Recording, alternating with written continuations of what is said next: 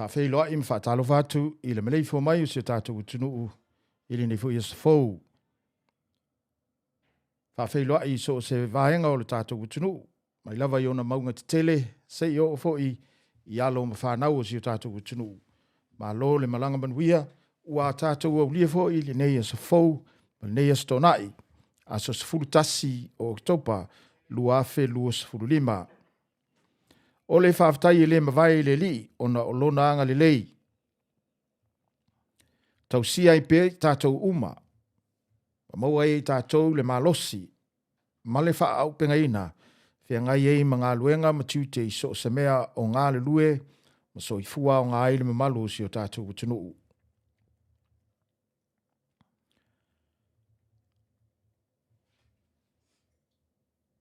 Whawhailoa i whapitoa ma talo fatu i pa anga uma le utanga tamai le langi atoa. Whawhtaitele i le utou langolongo mai. Malantou tapo inga ai meise fo i lautou talo o loo manuia ai whaiva o le prokalame malana o unanga. A wale manuia o si o tātou kutunuu. Manatua o le tātou o unanga whaifatasi pe lava o na tālo sangatu i so uma o le tātou o unanga whaifatasi. O le tamu whaiatu le uwhenga luenga ma lo fsosone mai. E manuia atili ai o tātou whaiva. Ia whai maiso finangalo, whaasoa maiso ta aufi, ma te tala mai le au afa, ina i tātou fitu whai ma tā upu, o le a tātou o le a o i aile whaasoa, ili nei fo yaso. O omi anele paten like o lo sao le nā, ma lau whasoa ni mai le nā i le tātou whaasale launga. O mi anele paten like ma share le tātou whaasalunga. Ina i o le tātou au nanga i to tele o si o tātou utunuu. I so se mea o lo o au mawai. Whaali mai so finangalo. Ma tua whaali mea so finangalo. Ma whaasoa mai so finangalo i le nei tai ao. Ina i a tātou fitu wha iai. Mana tua pe lava o na whaiatu. O lou finangalo ma lau whasoa. Ia, o se sao te lele nā. I le tau mawhainga o le tātou o unanga e pe o na tau mawhai tuai i le nei fo i tai ao. A o le whasolonga o le tātou pol klame mo le nei aso. Ona o le tele o tūtua ngia o le fionga i ala wafo. I le nei aso, o le a wha mua mua mai e le tō whala wafo. Ina i mwhai e ona wha avano le fionga le li whai pule. Mo ona tiute i a manisi whai utu ngia o lo o whenga iai o ia ili nei whai. Ai maise, o lo o whaasauni le aso sa o le whanau i Samoa. O le mata upu o le a tele le taimi o le tātou porkalame ili nei tae ao e whamangoto ai. O le mata upu lea ua leva o na si le fia e le tunuu. Ma o lo o to tele iai le finangalo o le tātou tunuu. I nā yaso i lua utuana i nei, aso tofi, aso ananafi, e o mai le so, o lo o tele le finangalo o le tātou utunu, o lo o wha ngā solo i le mata upu lea, ua wha mālolo ina i le whainga mālo le fast, le komisina o leo leo i se whainga le tāle whiangai. Ai mai se le ese o folofolanga, na whai la tau te le wha mālolo ina se tangata whainga luenga, ale malo. Ua wha malolo ina ele whainga malo le fast le komisina o leo leo. Tainane wa umau na fola ina ele fionga ele li palmia. La tau te le wha malolo ina se tangata whainga luenga le malo. O le a tele le manatu le tātou porkalame e whaali i le mata upu lea. Ili ne yaso. O le afo le se fulu taimi New Zealand, afo le valu taimi Samoa, afo le se fulu tasi, afo le valu taimi Australia, afo le se fulu tasi taimi Samoa, e wheiloa i mai ei le fionga ia anae afa anae. O se tamali i fo i ua lau silfia le tunu a toa. O se tamali i sa vea mawhaipule o le pale mene New Zealand. Ai mai se fo i le tele o lona sao. I le tele o mata upu e manuia ai tangata Samoa. O lo o lala ma papa ao i New Zealand. o le afa la o le sefulu taimi New Zealand, afa o le valu taimi Australia, afa o le sefulu tasi taimi Samoa, o le a feiloa i mai ai le fionga ia anae, afa anae. A pei ona whailo atu. A whai ua mafuta mai le fionga i ala uofo. O le a wha mo atu le tō whala uofo. Ia le e mai tau atu ele i. Anga i mai le tō whala uofo i le nei teimi. Ai o mataafa sa vea mafi mataafa le nei. Ia tau aveina tātou whaasarelonga. Male o unanga i le nei fo i tae ao.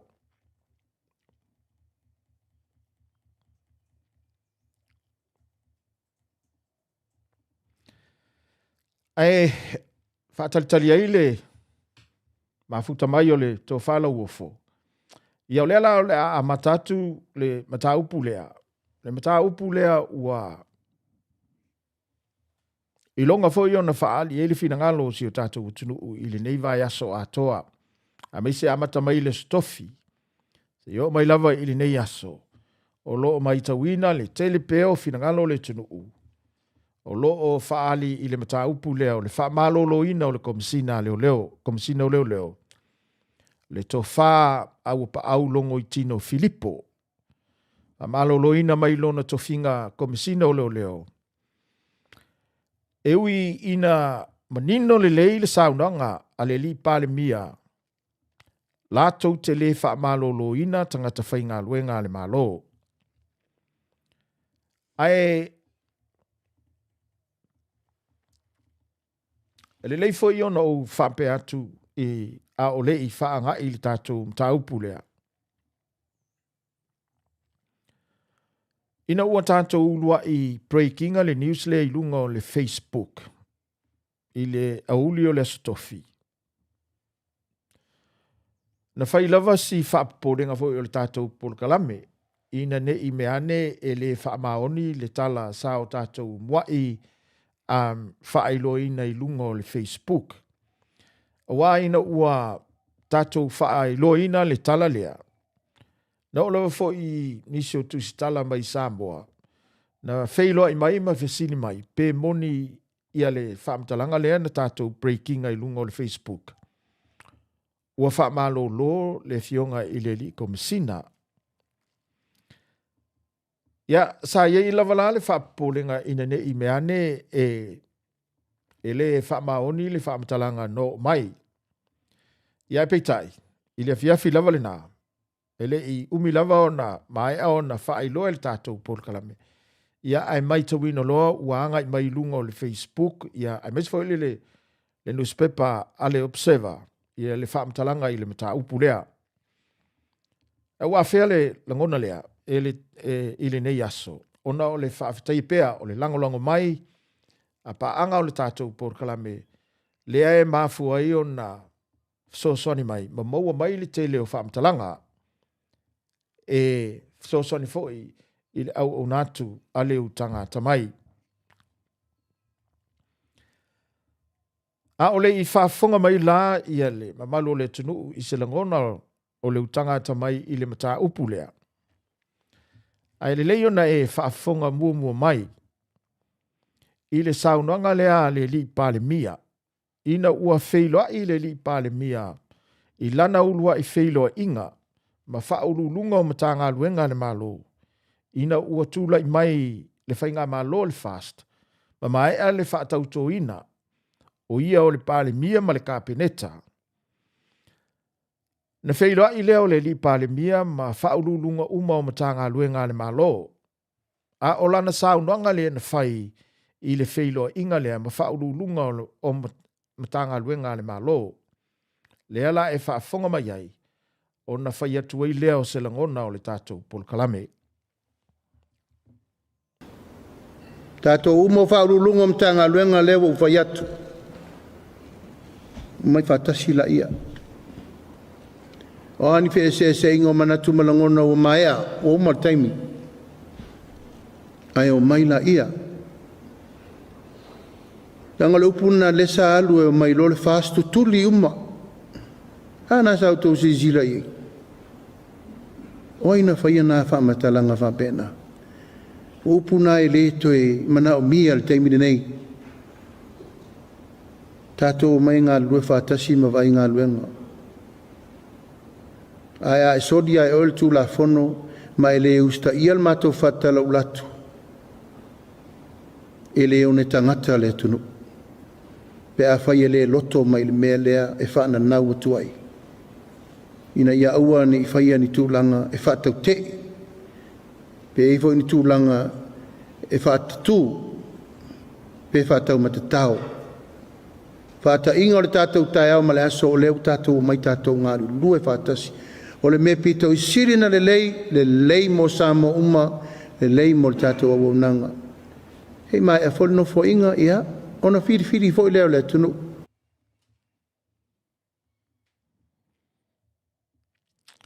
O le saunoanga le nā le li pāle mia. Ina ua wheiloa i.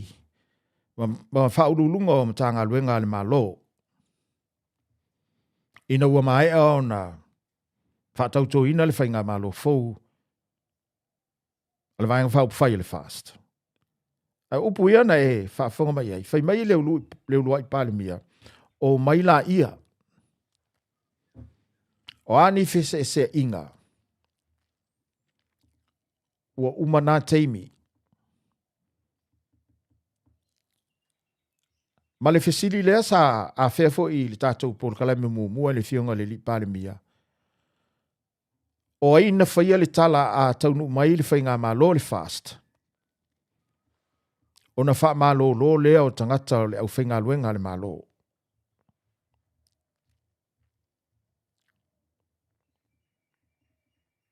A peila ona o whaiatu. O upu ia sa e whaafonga mai ai, e mai le fufonga o la auli lava ia. E leo ni upu o se tustala. E leo ni upu fo ia le utanga ata mai, e le ai. O upu mai le fufonga o le li pāle mia lava ia. A upu ia. Fato a lua va yaso talu o na mae au na fai.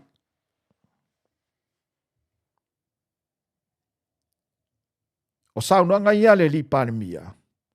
Fato a lua vai aso. Talu o na mae au na fai. Saunoanga ia le li pāle mia le sa e whaafonga mai ai. O maila ia o a ese senga o futia walu.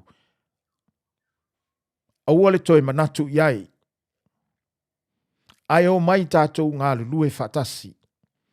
Fato a lua vai aso. Talu o na mae ele saunoanga le sa e whaafonga mai ai. Ele fionga i le li pāle mia.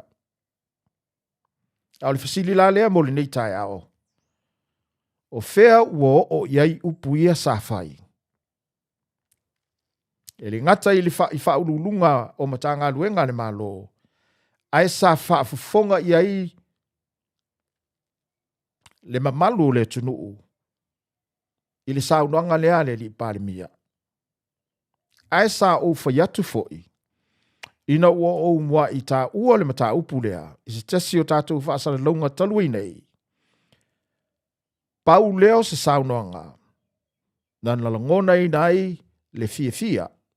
Ina ua whai le saunoanga lea le li pāle mia.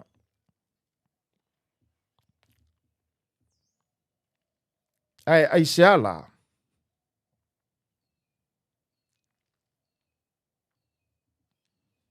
Ai se a ua ese ai le saunoanga sua malie na whai. Ma le mea lea ua o iai le whaululunga o le matanga luenga o leo. Awa a whaingo fia lava upuia. Ma le mea lea ua whai. Ai mai se fato a lua vai aso talu na whai. A whaingo fie. E ma whai ona whampea. E wha ole upu na whai. Na wha ole upu na whai i wha ululunga o matanga luenga le malo. Ai meise le wha fafonga ale mamalu le tunuu. Wa aisea. A fua i le taimi lea ua whai eile mata upu lea. E manino le lei.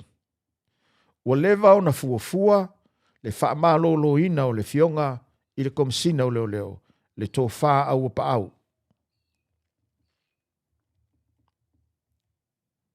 A fua i le mele ua whai. Ma upu ia na sao no iai. E tau nuu le ia le moanga ngana, e maasani iai o na tātou whaalongo iai. E sua malie ai ati. Wa upu ia na whai. Upu ia na sao noa iai le fionga le li pāle mia. O upu e sua malie. Ai fōringa mai. Na whaalafi ai le loto lea lofa. I lea fo i tamali i o le tunuu. O upu ia na whai. O upu sua malie na whaalafi ai le o ono le fufuanga lea u lewa o na whawhau. O le a whaamālōlōina le tamali i leo le tunuu. Le tō whā ua pa au longo i tino Filipo. I le mai tau o le tātou pulkalame. O upu ia na sao no i le fionga li pāle mia. O upu na wha ofu mai le alofa i fafo ai o tutonu. O lo tumu i le loto fia tau i masui. E i loa le lei i le me lea ua whai. Ai vefo i le nei awa noa. Mali nei fo i lao. O toi la ngā i le mata upu lea. E toi wha manatu i fo i le fionga li pāle mia. Ai mei se le vaenga wha upu whai le fast.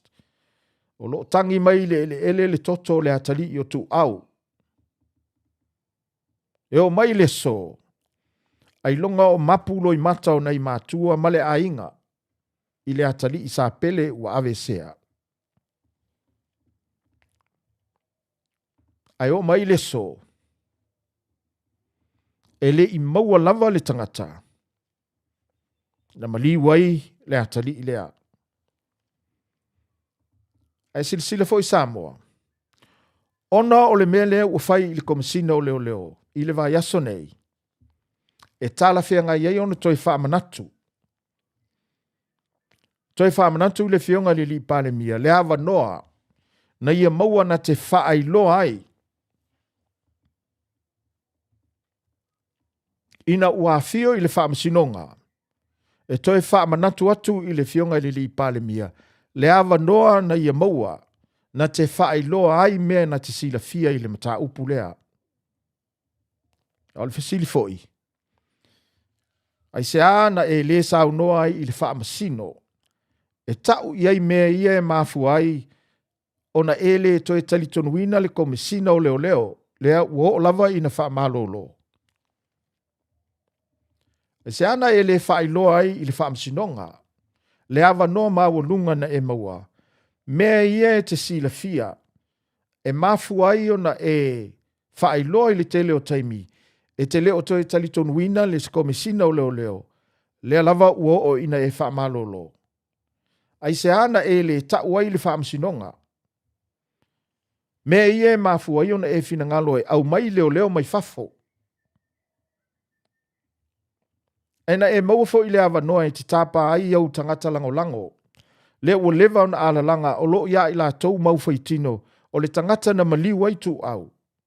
Ai se ana e le tapa ai e te afio ma oe i le whaamsinonga. Ai ele o foli tali tonunga. O whaasala launga i la tau ia. Nā tili e o na whaoso so ina lo fina ngalo. I le tele o tua inga ia na o lato whaia whaasanga i le tō whaa au pa au, le komisina o leo. Ai ina ua e afio i le whaamsinonga. E lei maseisio i lato ia. Na mawhai o na tu inatu se mea lava e tasi.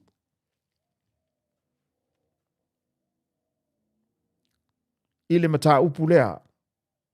Lea lava ua o ina wha malo loa i le tamali i leo le tunuu. Sanga lue tauti ngā a wā lona tunuu mauna tangata.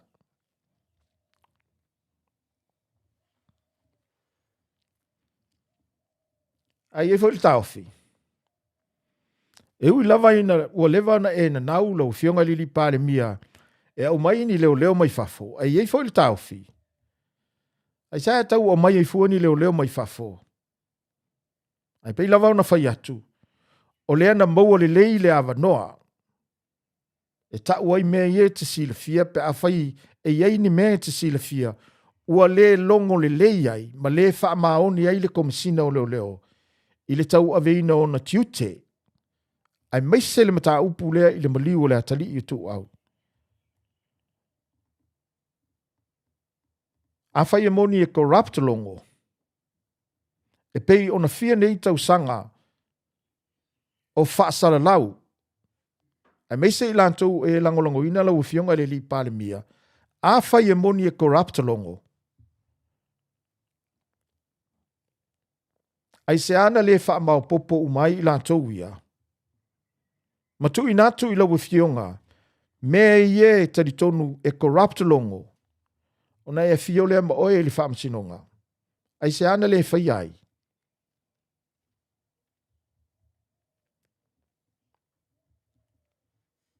O le tari whaingo fie. Nā la ona le whaia. A wae le aini mea o ia te utou. O le tali wha maoni. Na mafua ona le aini mea e te fio ma oela u fionga i le pale mia i le wha msinonga. A wae le aini mea. E le aini mea e le ngata i lau fionga. Ai wha apoe fo i tangata i e langolango ina oe. E le aini mea. Ai a whaila e le aini mea. Na mawhai ona e wha maapopo ina e tu inatu i le wha amsinonga. E langolango ina i lau mau. Ma lou fina ngalo wa e le to e langolango ina le komisina o leo. Ai se ala. Ua wha malo lo wha fua se i ai le tō wha au pa au mai ona tiute. A whai e le aini mea na mawhai ono tū ave i le wha amsinonga. E wha maoni ai lau tō mau e corrupt longo. E pei ona sila i ai le mamalu le tunuu. I le tele o taimi i wha asala launga o lo whai. Ai meise i lantou e langolango ina oe. A whai e leini mea na mawhai ona e fio ma oe le whamsinonga. Ua tuli la o le ale tangata. O lo o ia whai ona tiute. Ma whai ona whaiva mo le manuia o Samoa. Ma le loto atoa, ma le loto whamaoni. Ua whamalo lo o le a.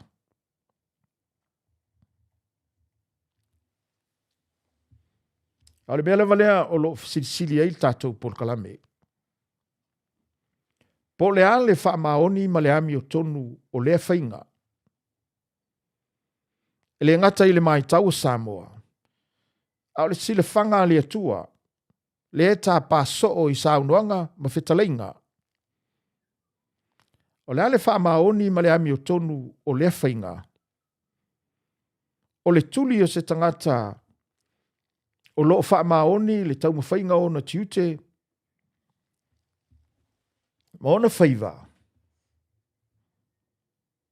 Ai wha malo lo e le tangata o lo o i le wha masinonga o na morianga.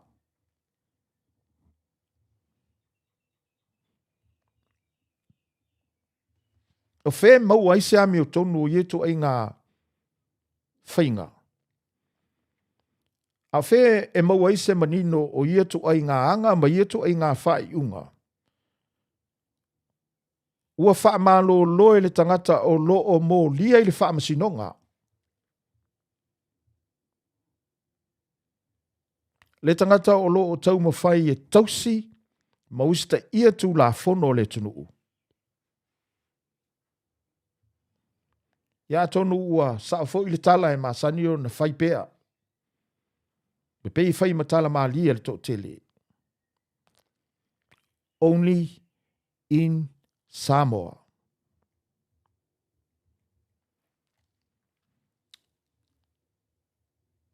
Le whaafonga mai i le pese lea.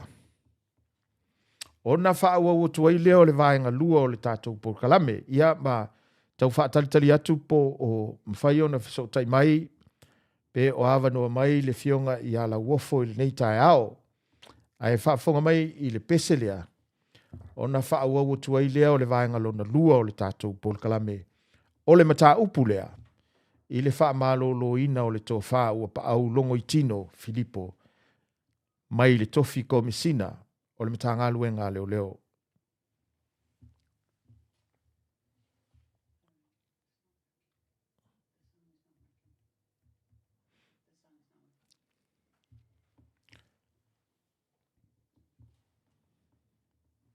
Ya, wha malulu atu ai ua, o pe fwoi kako pese, a ole i wha ua uina la le vaenga lona lua o le mta upu lea.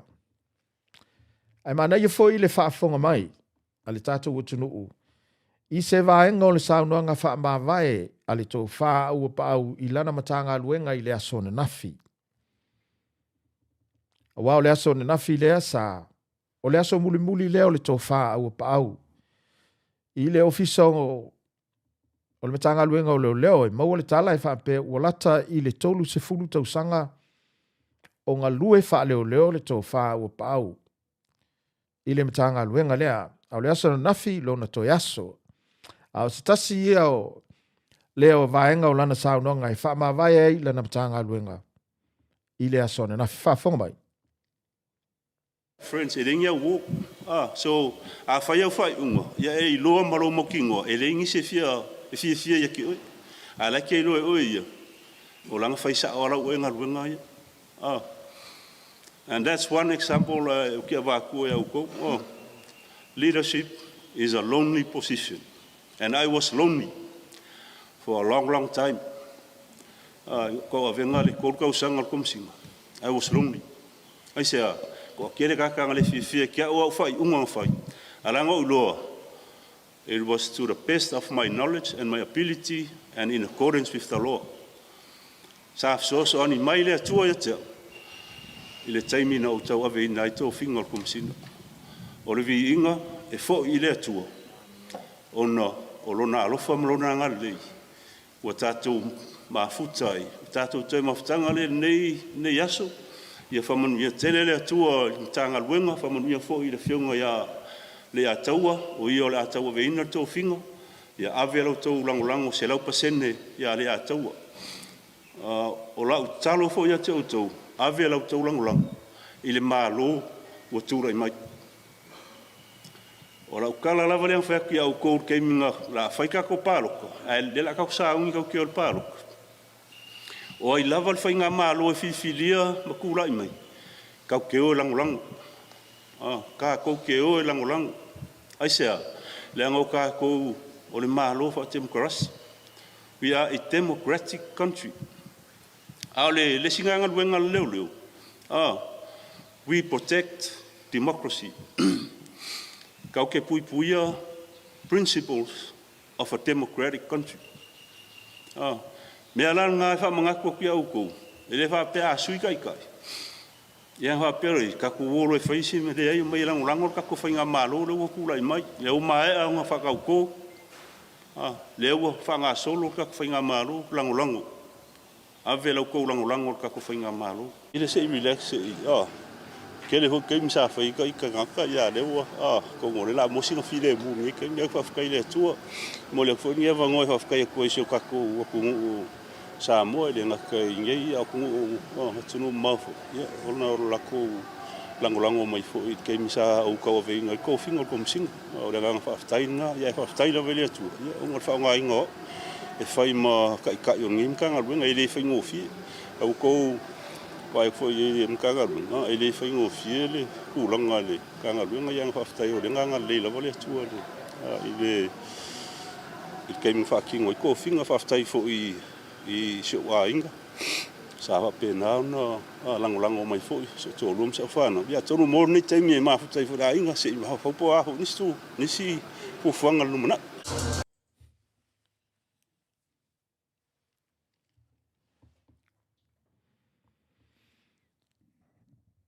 Le tau wha ua pa au, o le nasa e wha whonga mai ai, o nisi nao ana saunoanga muli muli, a o le i tu ua le tofinga komisina o leo, o le matanga luenga leo o Samoa. Lea sanga lue ai mo le tolu tau sanga taluai. O ia na suitu langa ina ua wha mawai le fionga Egan Kyle. Le fionga lai au a paau sa suitu langa i le komisina o leo. Ai o le soifua nga lue o le fionga ia ua paau i le matanga luenga o leo. E whapele tala ua ova i le lus fulu tau sanga. O nga lue le fionga ia ua paau. I le matanga luenga o leo. Au sasi o saunoanga, vaenga o saunoanga le fionga ia le tofau o paau. E whapele saunoanga le tofau o paau. O le tūlanga whantai e lonely. E le ainia na wō. O le tele o teimi e whai ei whai unga. E wheitai tangata ia te ia. And anyone who knows about something about being a leader, you would totally agree with our Pau that being a leader can be very lonely. And when you make tough and hard decisions as a leader, normally, very few like you.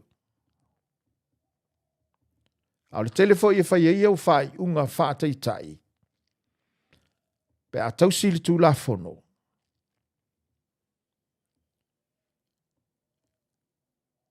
E tele ai ina le fia le tō tele i a te oe. O le saunoanga le nā, le fionga ia le tō whāua pa au. I lona taua veina o le tofi tai o le matanga luenga o leo. Fe mai le tō whāua pa au. He was very lonely many times. Fe mai le tō whāua pa au. O le tele o taimi e whai ei whai unga. E whei tai tangata ia te ia. Masalo foi. O le mea lea o tūlai mai le teimi nei. Silisila iei le mamalu le tunuu. Tasi lea wha maoninga o le saunoanga lea le tō whāua pa au. I teimi e whai ei whai unga. Lea lava. Ua whaali le fie nisi. I le tō whāua pa au i whai unga ne te whaia. Ai meise le whai unga e tau mawhai e tausi tū la whono, mausita ia tū la whono le malo. Le lau whaali le fie nisi a te ia. Ma wha malo lo mai ai i lana ngā luenga. Ai le whailo inga le sui pāle mia na nafi matu stala. Le sui pāle mia lo na lua. Ta mai le fionga e muli pola ana losa. Na tā pā e le ka peneta se li poti e le pisasi, o le pisasi mo i la tau mo le silifia. O le Public Service Commission, po e o le komisi e pūleanga luenga le malo. Fai mai la le fionga i a mulipola ananafi. Ina ua wheiloa i mutusitala. Sa tā pā e le ka peneta, se li poti mai le komisi e pūleanga luenga le malo. Mai o le li poti le nā le komisi. E tu sai le saunoanga a mulipola. Na fai iai le fai unga le ka peneta. Ai mana ia le saunoanga a le fionga i le sui pāle mia lona lua. A le fasili lea. Na fai mai o le ale li poti a le pisasi. Na fai mai o le ale li poti a le pisasi i le ngā luenga sa fai e au pa au. E iei ni le anga o le whaatino ina o le ngā luenga a au pa au na li poti mai e le pisasi na mafu ai le whai unga le kapeneta e wha malo lo au pa au. E iei ni whainga pio pio na whai e au pa au i le whaatino ina o lona tofi kome sina. Na li poti mai le li poti le ale pisasi na whaavai ai le whai unga lo tau kapeneta e tuli au pa au. Ai a whaia iei ni leanga. A whaia iei ni li poti leanga.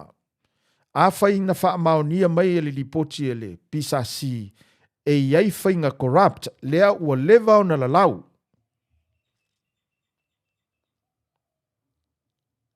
Na whaia le tō wha ua pa au a vea ma komisina o leo leo. A whaia iei. Ai se ana e le wha ailoa mai iei ane nafi. Ai a whaia le ai. O le fesili la lea. O le ala le wha vai o lau tō wha iunga. Le wha iunga le kapeneta. E wha malo lo le tō wha au pa au. Mai le taua veina o le komisina o leo leo. A whaia le aini a leu. Le aini whainga corrupt. Na lipotia mai le pisa si i le tofi ma le matiute o le fionga i le komisina. E lipoti lea te ta ua mulipola. A whaia le aini mea whapena na whailoa mai le lipoti al pisa si. O le a la le whaavae. O lau tau whai unga i wha malo lo le tau wha au pa au. Sa wha alia fo e le fionga ia mulipola na fi. E wha pea. Mai e ta ua le wha umaina o le konkalate. Ale tau wha mulipola. Le ana wha umai le masino uni. Le tau wha ua pa au. Ta ia ta ua na wha uma le konkalate. Ale tau wha ua pa au ia uni. Peita ina toi wha umi ina. Na extend. E le whainga malo tausi. Se ia wha mae ale whainga pālota. Ma ia toi maua le taimi. E tō fia i se isi komisina fau. Ale me wha maoni la. E te silisila ma iei Samoa. E le i tō fia ina se komisina fau. E le i maua se komisina fau. O le matanga luenga ale malo. Tanga luenga a leo leo. Ai se ala ua vave wha malo lo ai le tō wha ua pa au. Au lea le i tō fia se komisina fau. E pei o na wha au au ai ma extend aila na konkarate. Se ia mae ale filifilinga o se komisina fau. O le ale wha vai. O lo maa ua fo il tātou pol kalame. O le tō wha ua pa au. Sa toe apalai, wa umau na whaasala lau le awa noa komisina. Ina ua mae ale teimi o le konkalate ale tō wha ua pa au. O na whaasala lau ina leo le awa noa. Ua mae au na yei tangata. Na talo sanga mo le awa noa lea e ao fiai le tō wha au ap au. Alvesili. Ai se a ua le whaonga ina ai, ma whaatali la. Ma ilo le talo sanga na toi talo sanga ai au pa au, ilo na tofinga koe komisina. Ai se a ua whaamalo lo ai, i le whainga lea, e au noa ma le toi sila ma toi ilo le talo sanga, na toi talo sanga ai le tō wha ua pa au, i le awa noa komisina o leo.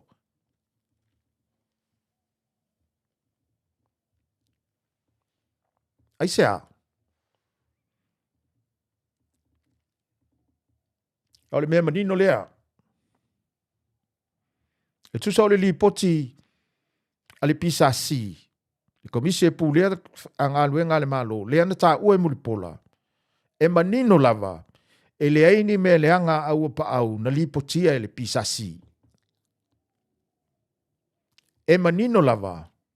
E le aini a mio pio au pa au na li potia mai e le pisa si. A wafo i ana iai. E mauti noa lava le whaalau i loa mai ana nafi. E le sui pale mialo na lua. Ina ua i a fea li poti al pisasi.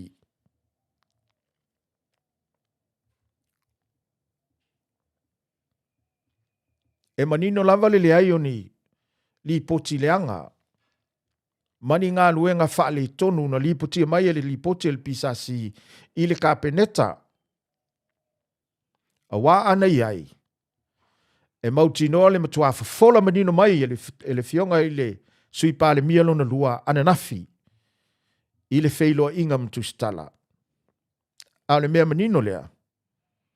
Na mafua o na wha malo lo le tō wha au pa au. Wha malo lo mai ni tō finga komisina. Ona na taula mua le tō wha au pa au e sa ili le ami o tonu. Lea na mafua eo na mō lia la uli i le wha masinonga. Ua e si la fia Samoa. Na taula mua le tō wha au pa au e sa ili le ami o tonu le mata upu i le maliu le atali o tu au. Na taula mua le tō wha au pa au e sa ili le ami o tonu mō Samoa ma le a inga o tu au. Lea na mafua eo na mō lia la uli i le wha masinonga. Po le alava le saunoanga i toi whai. O hafo ini upu e tau mwhai e whaasua malia ai. E sa o ale tala le tamaloa sa le longa. E vai vai a ai le vai vai tele. E manino le lei. Le mafua anga ua vave wha malo lo ai. Le tō wha ua pa au.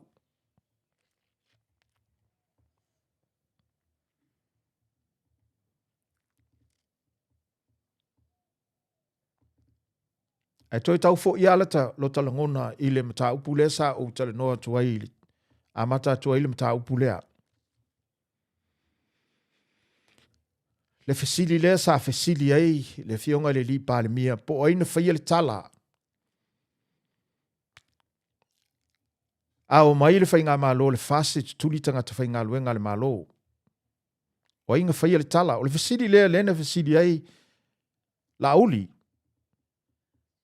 Le fionga li pale mia, i feilo inga mwha ululunga mtanga luenga le malo, o inga whaia ngā kala, au mai le fase kukuri ngā kwhai ngā luenga le malo. A fuala li mele o kupu, ma le mele o whai. E me whai on whape atu le tātou porkalame, o le tala no tau whaia. E sili foi, peo no whai atu. Fato a lua lava vai aso talu o na uma whaile saunoanga le asua malia le fionga li pale mia.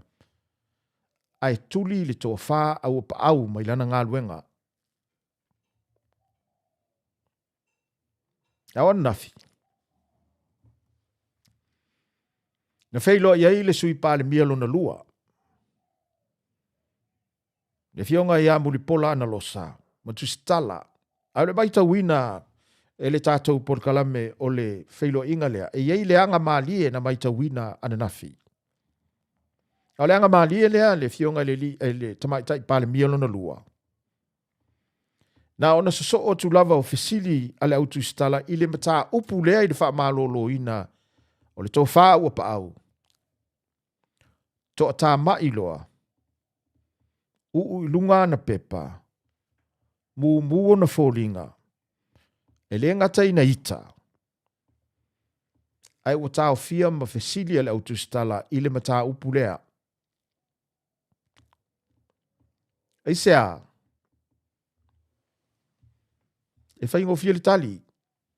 Wa ofisili iana, tuli loa atu ele autu stala nafi. Ele aise tali e mawhai o na whai iai. Ele aise tali e mawhai o na whai iai a wae manino le lei le mafua anga ua wha malo lo whafu se iai le tō wha ua pa au.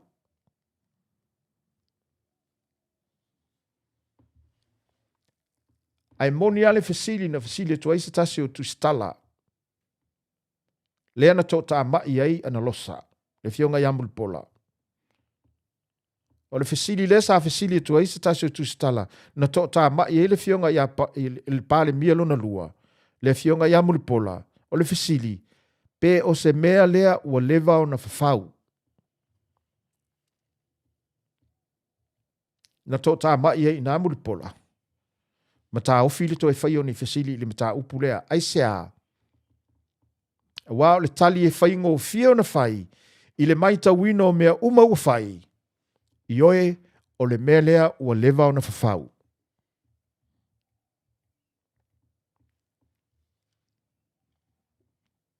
Au te toi wha leo te leina. Wha leo te leina le wala au sa whaia le tātou polokalame, ma wha leo ina le tātou polokalame i le solulu te nei. Au le wala au lea. Lau fionga i le li pāne mia. Lea la ua e tuli e seina le tō wha ua pa au. Ua uu i au lima le mata ngā luenga a leo leo. Ma leo fisa o loia. Ua lewa ona e wha ananau iai. Ua e maua la le awa noa e le wha ala vea e pe ona ufa yatu. E te sa i lia ai le ami o tonu o le mta upu i le maliu o tu au. E wha malulu o tfo i le wha fonga mai le tunu u. E a whea pēr le maliu o tu au i le tala noanga i le nei tai au. A wao le mta upu lea sa tu wai longo. O le mata upu lea sa ui a ao le fionga le komisina. Matau mawhai ei le fionga le komisina. Le lava ua o ina wha malo lo ai mai lana ngā luenga. Au le mafuanga nā. O le fasota inga o le maliu tu au. Ma le wha malo lo ina o le komisina o leo leo. Pe o le tala noa ai tātou polokalame i le nei tai ao. Lea la ua maua e lau fionga i le li pale mia ma lau vaenga wha upwhai. Lea awa noa e le wha la velavea e te sa ili ai le ami o tonu o le mata upu po ai na maliu ai tu au. Lea ua e tuli ina le sa vea ma komisina. Le sa tau la mua na mafua e o na maulia oe i le wha amsinonga. Ua te tau la. Ina nei aua nei toi alo fia. E lau fionga, ma lau whainga malo, le amioni leo leo mai fafo. Le ua lewa ona e momo iai. E le tatau ona e toi tau fia, le amioni leo leo mai fafo. Fesili i le FBI a Amerika. Fesili i le Scotland Yard a Britania. Fesili mai i le AFP a Australia. E watu aini leo leo e sa ili. Po aina maliu ai tu au. Aise a. Wae onga le mata upu lea. Le lava ua o ina e wha malo lo ina ai le sa vea ma komisina o leo leo.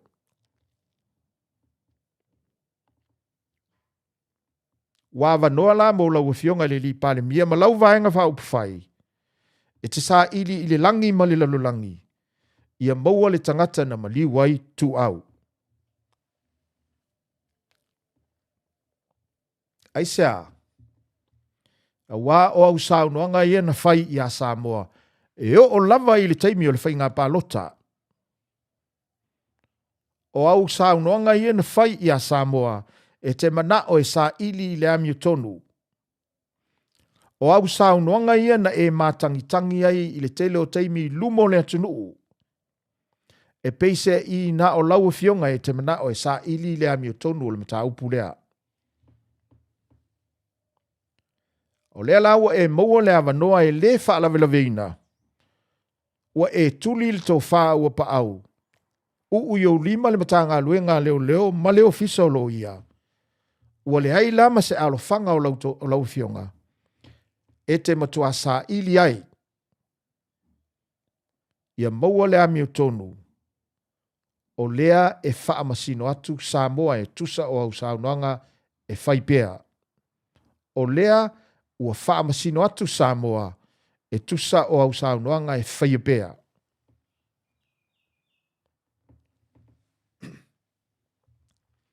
Amanato te fo i lau fionga lauli. O le nae te sila fia le to tele o au lango. Lea na o lātou whaasale lawina o loo ia i lātou mau whaitino o le tangata na maliwai tu au o le nae te sila fia. Ua e sila iai le tele o taimi i whaasale launga na whai. Ua sila iai Samoa i le tele o taimi i whaasale launga i whai. Ai maise i lātou ia e lango wina lau fionga. O le whautuanga la le tātou poloklame. o ina e te tauia na a mata atua i lau sa ilinga o le mata upulea. Faisa u tau feilo inga mai la tau ia. Pe a fai e moni o loo ia i la tau, faa mau maunga, ma mau fai tino o le tangata na maliu waitu au e pei ua leva o na faa salalau. Faisa u tau feilo inga mai la tau ia, ma faa tonu ina e avatu ia te oe me ia. Aisea, awae ma fai o na fai ngo fia ila u ngā luenga. Wala u fionga i le li pane mia. E tasi pe ale mafuanga o le a le tuli lo inai le mata upu lea. Taina ne, ua tele a fianga o le tunuu. Ai maise fo i au saunoanga i faipea e te manao i le ami tonu. Lea fo i e toi tau atu. Lea fo i ua faa malo lo ai le tamali i au ngā o le tunuu. Maila na ngā luenga o le komisina o leo.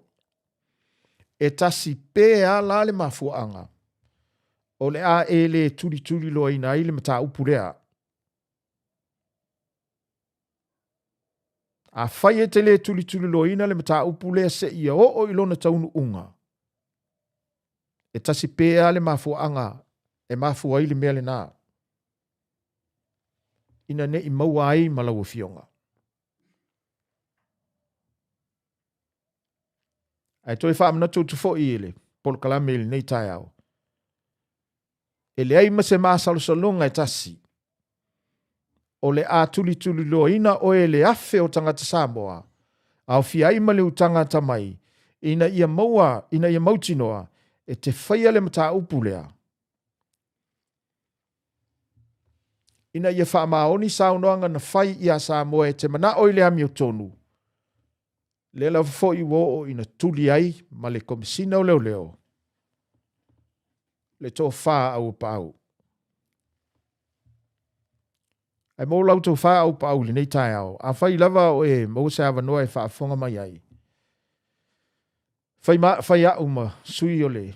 Pa anga al por kalame le utanga tamai ma le uwhinga luenga. Ma tau te wha pēa tuai. Ua wha malo whai le whaiva. Ua wha whatai le alofa i a Samoa. Lo atunu ue pele, ma o tangata e pele i lo finangalo. O le mea moni, wa e manuia o whaiva. Wa atu e lau whaatama soali inga. A wa sa e whaatino ina o tiute i le ami o tonu o le lii. Lea sa e tau tō ai mo lau o unanga, mo Samoa ma ona tangata. O le mea wha maoni le nei lau tō wha o pau. E le onge manuia le atua. E le onge awa noa fo i le li.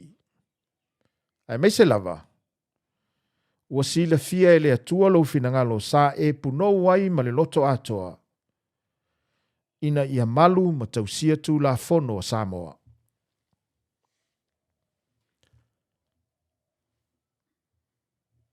Sa e matua wha atino ina lava le mana onga tu tasi o le tu la fono. O le mana onga tu tasi o le tu la fono. E le ai se tangata ola e to tasi. Vane le tai ao. E le ai se tangata ola e to tasi. E sili atu. Pe ilunga atu o le tu la fono. No one is above the law. O le ale tūlanga, o le ale mamalu, o le ale matua, o le ale laititi. E le ai sesi. E sili atu i lunga o le tūla fono. A o le mana onga tū tasi le nā o le tūla fono. Sama mau i o ao lau tō whā au a pau. O le mafua anga foili nā. E tele i alo ese ai. Ina i tausia le tū la fono. Ai meise i le mata upu i mōri anga matanga o la uli. Dea ua o lava i le wha masinonga. Ma ua wha malo lo mai ei oe mai lau ngā luenga. Malo le tau. Malo whai o le whaiga.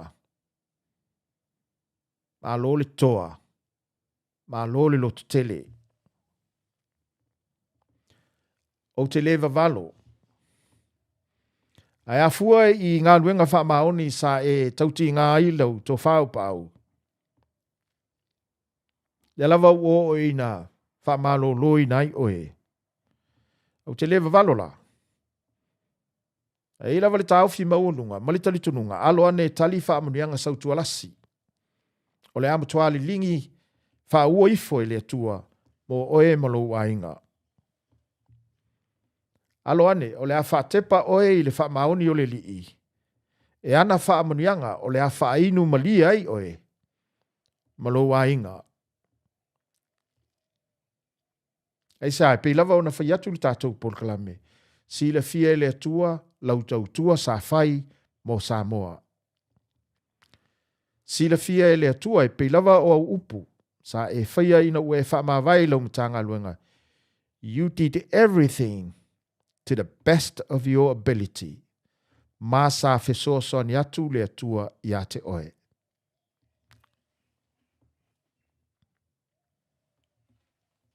Ai mola uli malana whainga malo. O te lewa valo foi. Ai ala ne whengai mali tau ia le atua. Ona o le lea mi o tonu o le whaatino ina o le mta upu lea.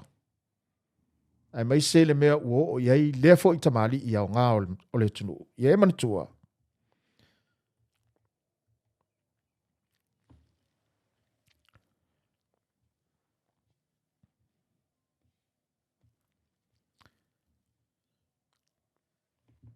E sa ili fo ili tō wha u pa au ile li. E tāpua I fo ili tō wha u pa au ile tua. O lo whaafufonga fo I masile sila le li ile loto le tamali I leo le tunu. Ile malaisi lau fionga ile li pale mia. E manitua. O lo tatalo fo I ma wha manuia le fia o afe o tangata Samoa. E au fia I ma wha whianga inga e to tele. Mo le tō wha au pa au. Au le mea le e ofo ai le langona. Ai mai se le taimi ua whai ai le mata upu rea. Sila fo I lau fionga I le pare mia, lau fionga la uli. I le o ngā to tonu o lau sa ilinga ngase I New Zealand. A e whaia malau ka peneta le whai unga lea. E tuli se tamali o le tunuu. E le ai sona se.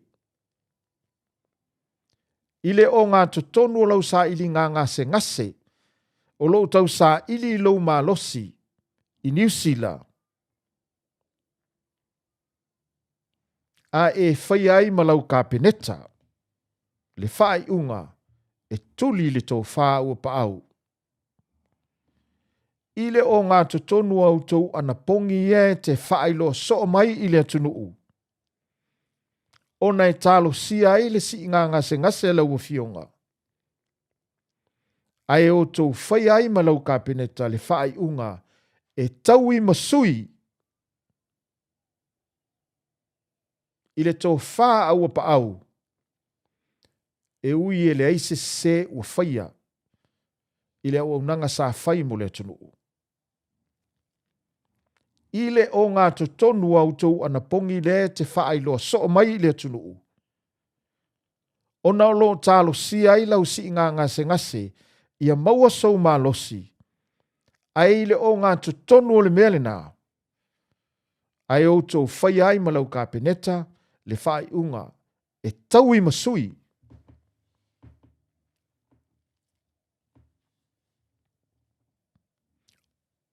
Ono le tau la mua o le fionga le tō wha au pa au.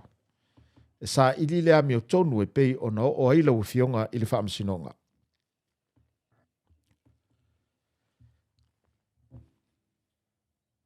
O le tau mwhai atu le nā le tātou pol kalame. I le mata upu lea. E pela foi no wha ilo I le amatanga o le tātou pol kalame. Tele se taimi o le tātou pol kalame. E wha alu le mata upu lea. Aisea. O le tele I o langona I tau na whaali. Ai peila fo i o le wanga ngana le tātou au unanga. We are the voice for the voiceless. O le tele i o le mamalu le tunu ue leo mawhai ona wha leo so lātou langona i le mata upu lea. O le tele i o le mamalu le tunu o lo o ti ngā mawhawhatia i le mata upu lea. Ai leo mawhai ona maua le avanoa wha leo ai so lātou langona. Ai a vea leo tangata mai. E wha leo ina i le langona o le mamalu le tunu. Those who can't voice their voice. Au le mata upu onga le mata upu lea. O te mauti noa nawa le to tele o le tātou utunu. Tau te io ina lo langona o le mata upu onga le mata upu lea. Ai talo whae.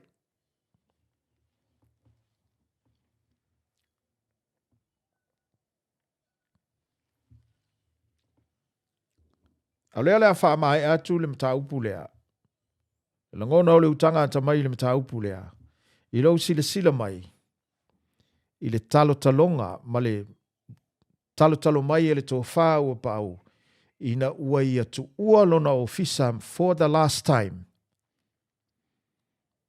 The place of work that he worked for in the last 20 plus years. This is his last farewell.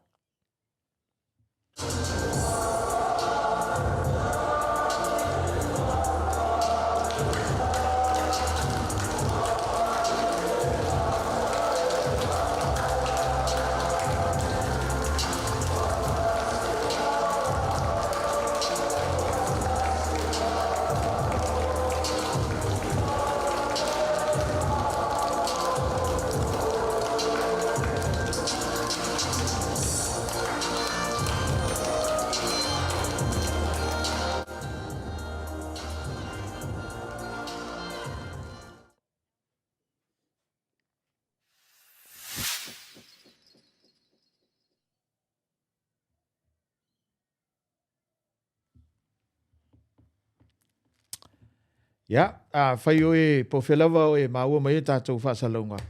Ya, mana ia le tu whaatasi o ao ma whaisa pati. E whaavitai ai le ngā luenga sa whiangai ma le tau whāua pa au. Ina nei i ngalo fo i a te au. Whai o whaafunga mai le tau whāua pa au. Ia po ni ona tau a inga fo i. Longo ane i le whionga i au pa au. We will support you all along. E mauti no lava foi. I ai mai sei le au langolango le TRPP. O lo o alala mpapa au i whafo.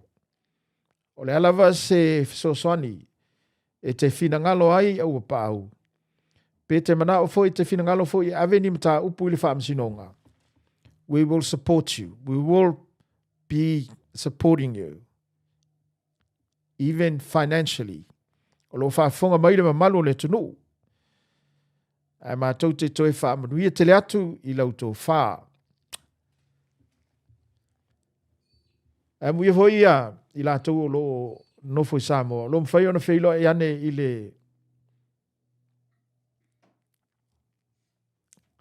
ia o le toi o le tātou ofisa wha mbole o le toi request mai pe mwhai ona toi wha ona toi wha sa lau atu le saunoanga ua pa au. I lana staff. Lana saunoanga muli. E mai tau ina le tele o le whinangalo si o tātou utunu o lo o whaali mai i le matau pulea. E toi whaafonga mai la. Ngau le lava le teimi. Toi whaafonga mai i upu muli ale tō whaau pau na wha malo si au ai i lana matanga luenga a o le i atu ua le ofisa o le matanga luenga o le leo for the very last time. Friends, e ringia wo.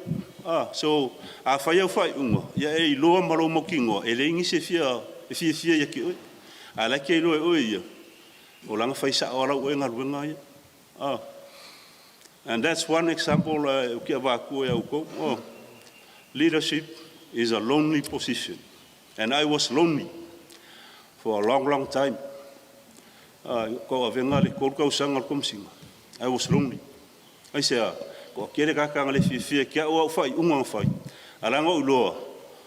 It was to the best of my knowledge and my ability and in accordance with the law. Sa so ani mai le tua ia te. Ile taimi na o tau ave ina i tō whinga o kumsina. O le vi inga e fo i le tua. O lona alofa malona ngā lei. Ua tātou mafutai. Tātou tau mafutanga le nei aso. Ia whamanu ia tele le tua i tānga luenga. Whamanu ia fo i le whiunga ia le ataua. O ia o le ataua ve ina tō whinga. Ia ave lau tau langolango se lau pasene ia le ataua. O lau talo fo ia te o tau. Ave lau tau langolango. I le mālo ua tūra i mai. O lau kala lava leang whaaki au kou keiminga la whaika ko pāloko. A le la kau sāungi kau keo le pāloko. O ai lava le whainga mālo e whiwhilia ma kūra i mai. Kau keo langolango. Ka kou keo e langolango. Ai sea, leang o ka kou o le mālo wha democracy. We are a democratic country. Ao le singa luenga leo leo. We protect democracy. Kau ke puia principles of a democratic country. Mea lan ngā wha mangako ki au kou. E le wha pēa sui kai kai. Ia wha pēre, kako wōro e whaisi me le ai mai langolangol kako whainga mālo le ua kūrai mai. Le au mai au ngā whakau kou. Le ua whanga solo kako whainga mālo langolango. Ave lau kou langolango kako whainga mālo. Ile se i relax se i. Kele ho keim sa whai ka ika ngaka ia le ua. Ko ngore la mosinga while mu ngi keim ia whawhkai le tua. Mo le whoni eva ngoi whawhkai e koe sio kako ua kungu sa moe le ngaka i ngei au kungu hatunu mawho. Ia, olna oro lako langolango mai fo i keim sa au kawa vei ngai ko fingo ko msinga. O le nganga whawhtaina, ia whawhtaina vei le tua. Ia, ongar whaonga ingo. E whai ma kai o ngimka ngaruenga e le whai ngofi.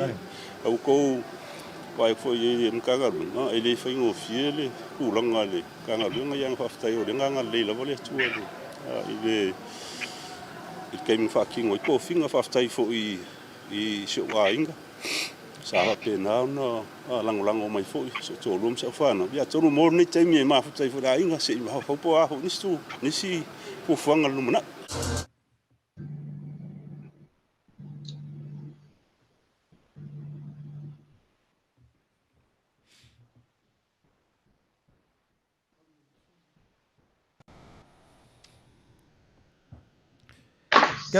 Can I also say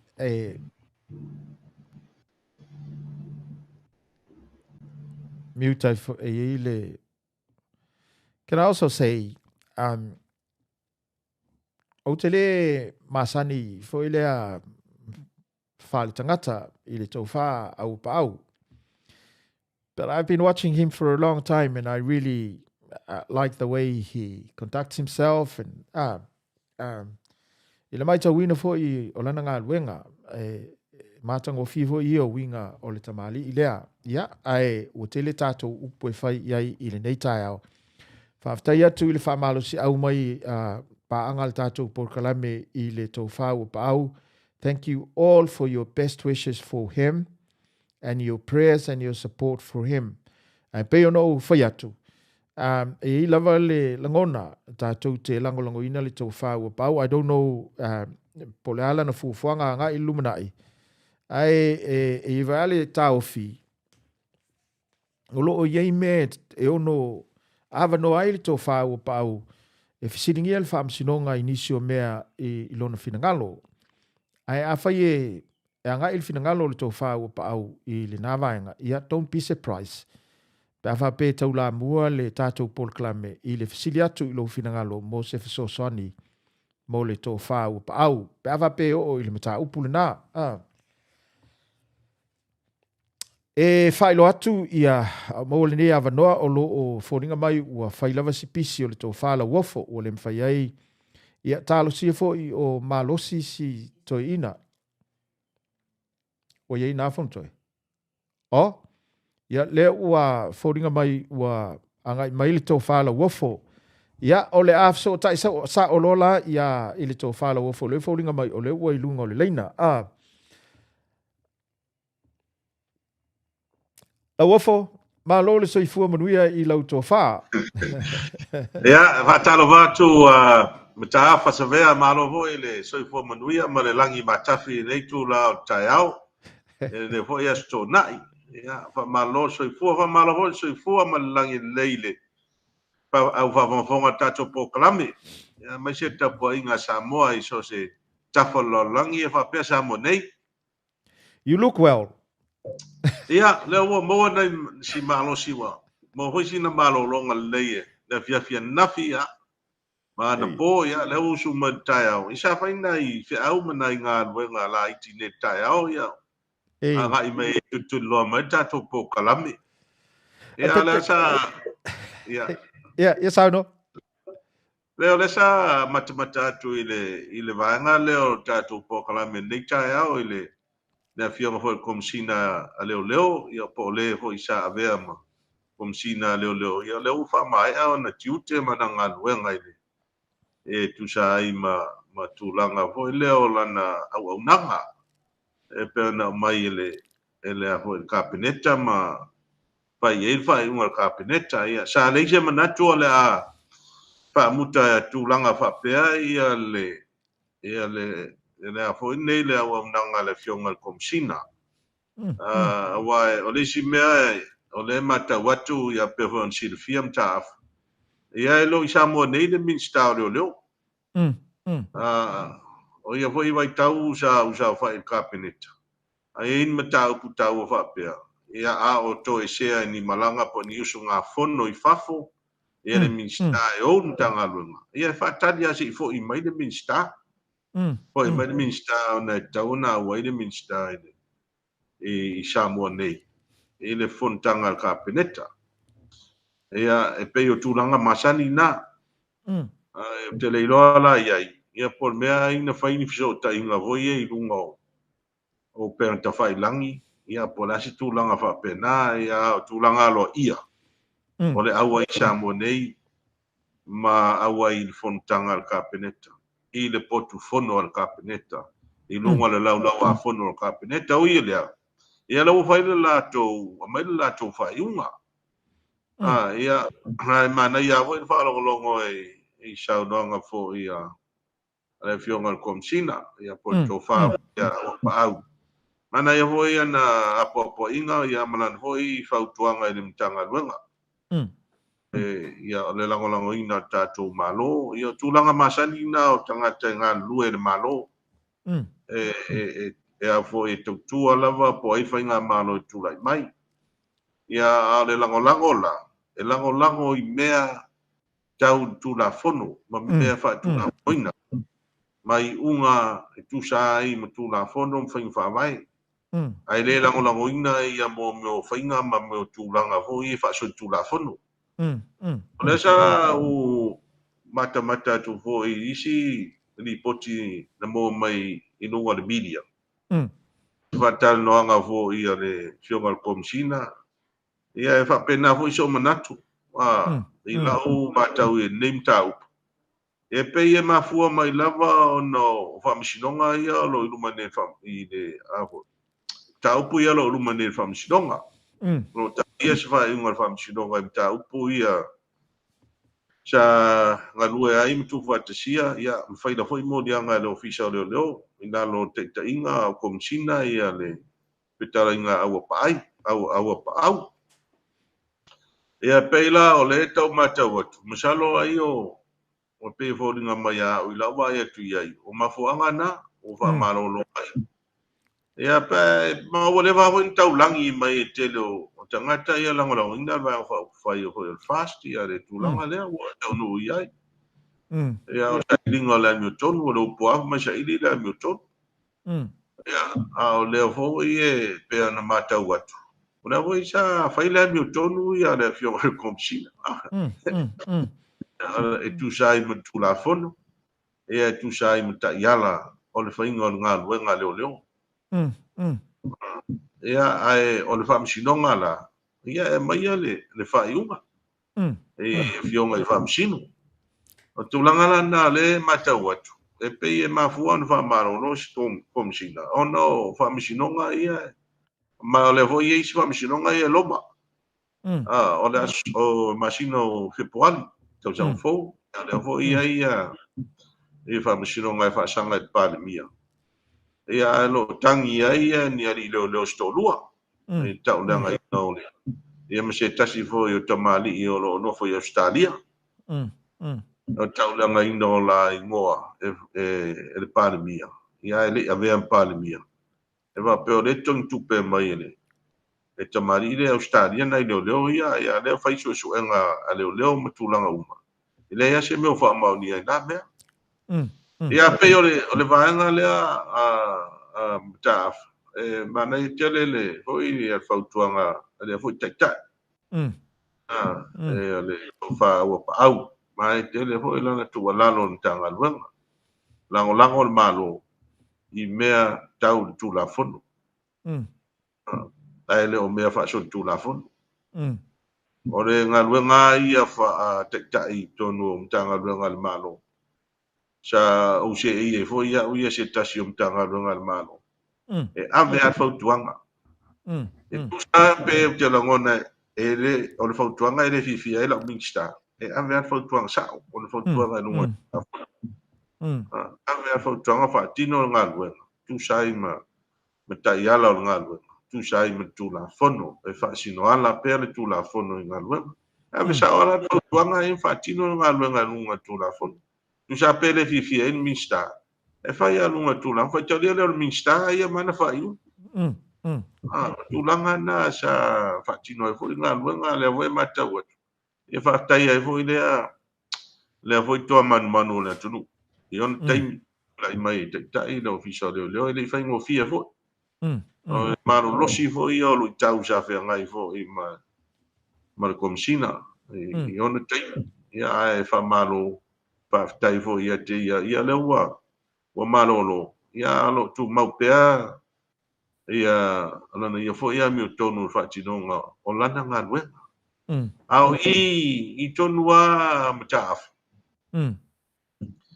ana o ti to mai ai bo tu singa vo ia no de sier version teni singa ia male fa linga na mai le society lo ia si sila mta fa me ia le na no mai le press statement society ia le la tu vai tu ia le ai ia la masi se on na mai society lo ia le la wa tu vai tu de building ia le ia tu ngalunga ele ia tu ngalunga telefo ia le society le paul bela ne fa manatu mai le society lo ia fa manatu mai le rule of law ia muta ia musta ia ia tu ngalu e wala tu nam ta fa yoi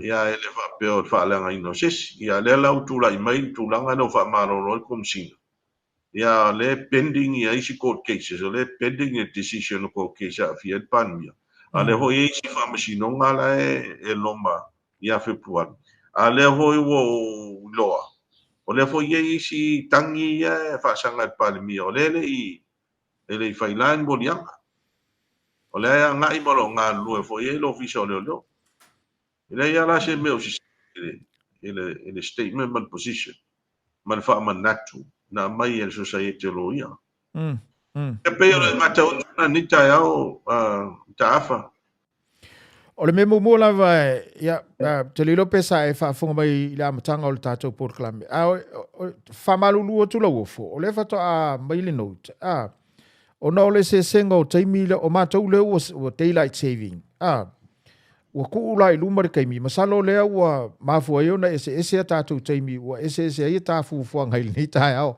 o we are 1 hour ahead now ili taimi nei o le mafu angal na fa malulu to fo ile malu le tunu ai pesa e fa fonga mai le sound ngale sa fai ele pale mia lua vai aso taluai feilo ai ma u faululunga mtanga luenga le malo ma fai le saunoanga I luma faululunga uma e fapea o maila ia o ani ese senga o le tuanai ua mavai ngā aso ai lua vai aso una uma na fai le saunoanga lea ai kuli le komsinga o leo Ia, o le au e whaafonga mo ni mawhole tunu, ia toi ngā saunoanga, ia, o le au mai hole le pei e wha no file mua i, ia le au whainga ruenga le malo. Ia e se a mea lai fuafu e whai. Ia, o le lau whatino neim wha malo lo komsi. O le mea la le tau te whatantani la. Tau whatantani. O i si whaururunga ia la so. Ia wa o le mea le matau atu o le tupu. Le hoi sa tupu lapa e inga utona ia tu. Ina utula i mai whainga malo o fast. Wha malo lo atu lea whaurunga tanga luenga wha malo lo atu lea CEO. Ia le hoto ia mata. Ia si tako talia po i si CEO ia la wha malo lo.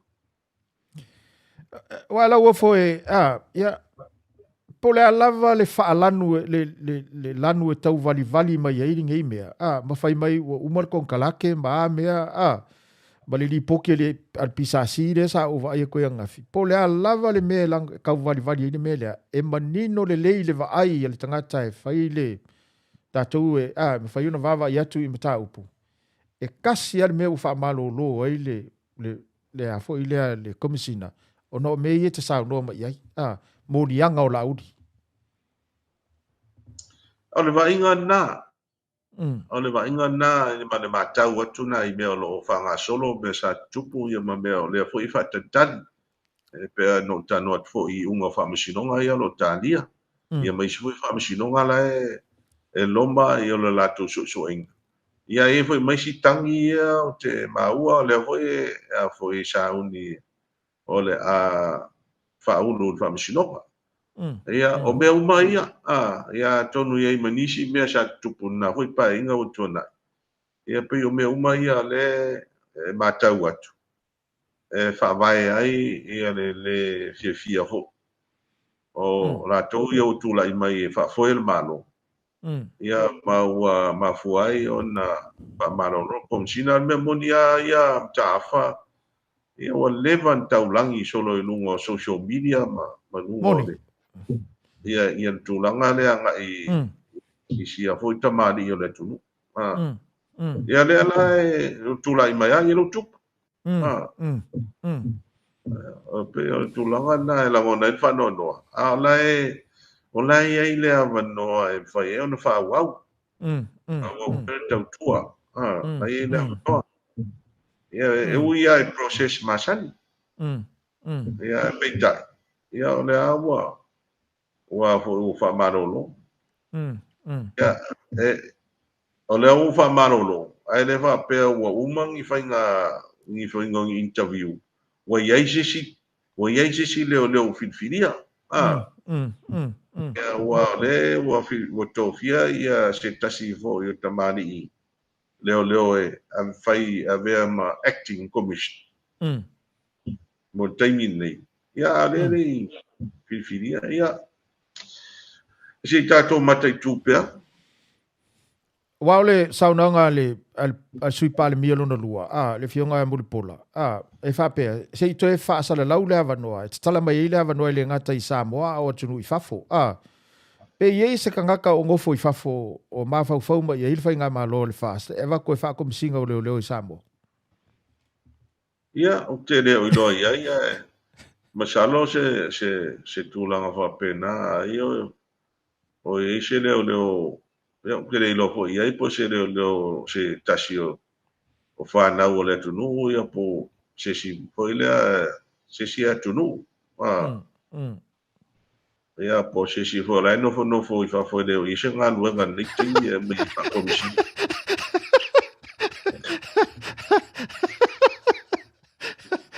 me fainga tau me fa pea o fainga tau me fa pea me ta ole mai o mo leva no va ai nei mea fainga o le mele ole mai o si mai fafu ele inga lue i le mtanga lue chaurola ia tau fai tai se mtanga lue ele o masani ai ele o si fia ho i el fanga solongo nga lue nga vai nga sis Le whaintai o tūlanga whapea. Ia, pe sau ho i ma niona fo i to mai whafu. E to e wha masenga mwha tūlanga ni tangalo. I se taimi ho i lea vale. I ke nau ta inga ho i lea whapea o lea siti aile le lei o le au au tanga. Ia e tūlai mai fo i me vesi ma le fia o nisi o le au whaingara. Tatu ino umame whapea. Ole ta se mai la wofo le fto a mo voli ta felo inga talu na mai ale talo tupe fai ona fai so fina ngalo ina i meia ole me lava sa o mai tawina i le talo tupe ole pese ole langi ina ole pese le ua mai a ona tutongi ai talafu ole aini ai talafu sa moa ai fauringa mai o lo fasino sino le melea e vapea nanga ia tu le fast o tele ai talafu le fainga malo ale HRPP le la o uma kongi le fast da so fina ngalo E re saona whalinga. O ai tālafu ho a Samoa. Nga ko whai ai kālafu mea ar kaimi ka ko tuto tasi ai. E ise atunu e whainga ati nai. E au no mangi ai tālafu. E re ho se pisi ni si e whai. E au no ma se ai tālafu. A makai pisi si ma whai ai tūranga whapena. Ranga ioi pisi ni si mo tupe. Ia tongtongi ai tālafu. O le mea le au mai pēla tau vai mai. Kele ai tālafu. A le mea e mwhainwhai au ai tālafu. I le hui se me tau fia whaingo ai tālafu. O le whaingo ai tālafu o se me le nei. So long as o lai lava tupe e tongtongi e au ai tālafu. A tono le whaafonga mai ia to tele o tangat whainga ringa le malo. La hui whai ala tau ai tālafu. Masalo nei vai aso. To tele hoi na o whaina ai tālafu e whai ina sa ta mai ki tai au. Ia ai tongtongi mai i lana pei. Ta whai ua pongi pei ni koi.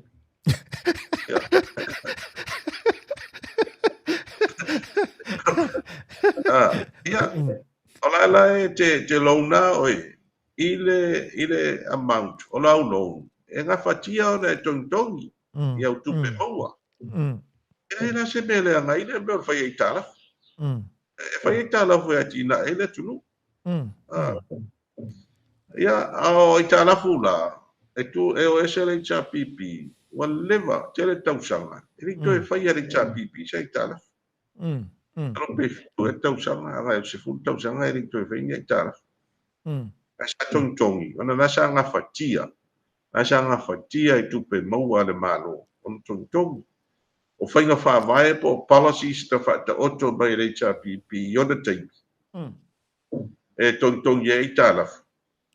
O le anao mai e whainga malo le te anei pāwawa i lunga whainga whāwae na. Le mā fuai, ona pa i lalo ia i le tongingo i tālafu. Ona la ngā whatia i tupe maua. Pua i lau tupe maua tupe le ngai mai tonu lau revenue. Ia la sa le ala o tong ia la wa before I lalo ia ia le outstanding la ia I fa wa I tatu ai tala ala beta wa ai tala tong ia ta ai le ngau de malo ma tu ho mo bisinisi ai lo bisinisi alu elo fai lo bisinisi alu le fainga tongi le lo ngau lo bisinisi kapungi lo bisinisi e reo ngau ka ko malo o le alava e ngā whatia I tupe mau ma le ae tongtongi pēta to ai tāla le alava pa ui fo I lalo tato debt service ratio e le lusu tolu pasene lusu le ratio le fuanga e tato GDP gross domestic product le alava pa ui fo lalo pēta lusu tolu pasene lusu tesi pasene no iai o mo me whainga whaavae ma me o tūlanga tau prudent financial management. Ma pai se ala fua hoi lele e fua I aone I sili atu. O le 5%. E tau ao na whaangata 5% po lalo ifo 5%. e lau debt service foi le ratio anga i lo GDP. Ia le ane lei mea uma e o ai taimi o lei sa pipi. O le asa le lei ia tūlanga sa ia. Na o vavai foi ana fi I le whailo inga a le sui pa le mia luna lua ma le matuistala. Stasi lea o saunanga o lea sa o maitawina lea nafi whapea. O loo whaamawina le pa o le tau o le soifuanga. A o le whainu mera lea na o vai ato tau. E se furu lua pasene. Le whaamawina o le pa o le tau o le soifuanga. Le cost of living. O le fesili lea la wofo. E iai a se Samoa o I Samoa.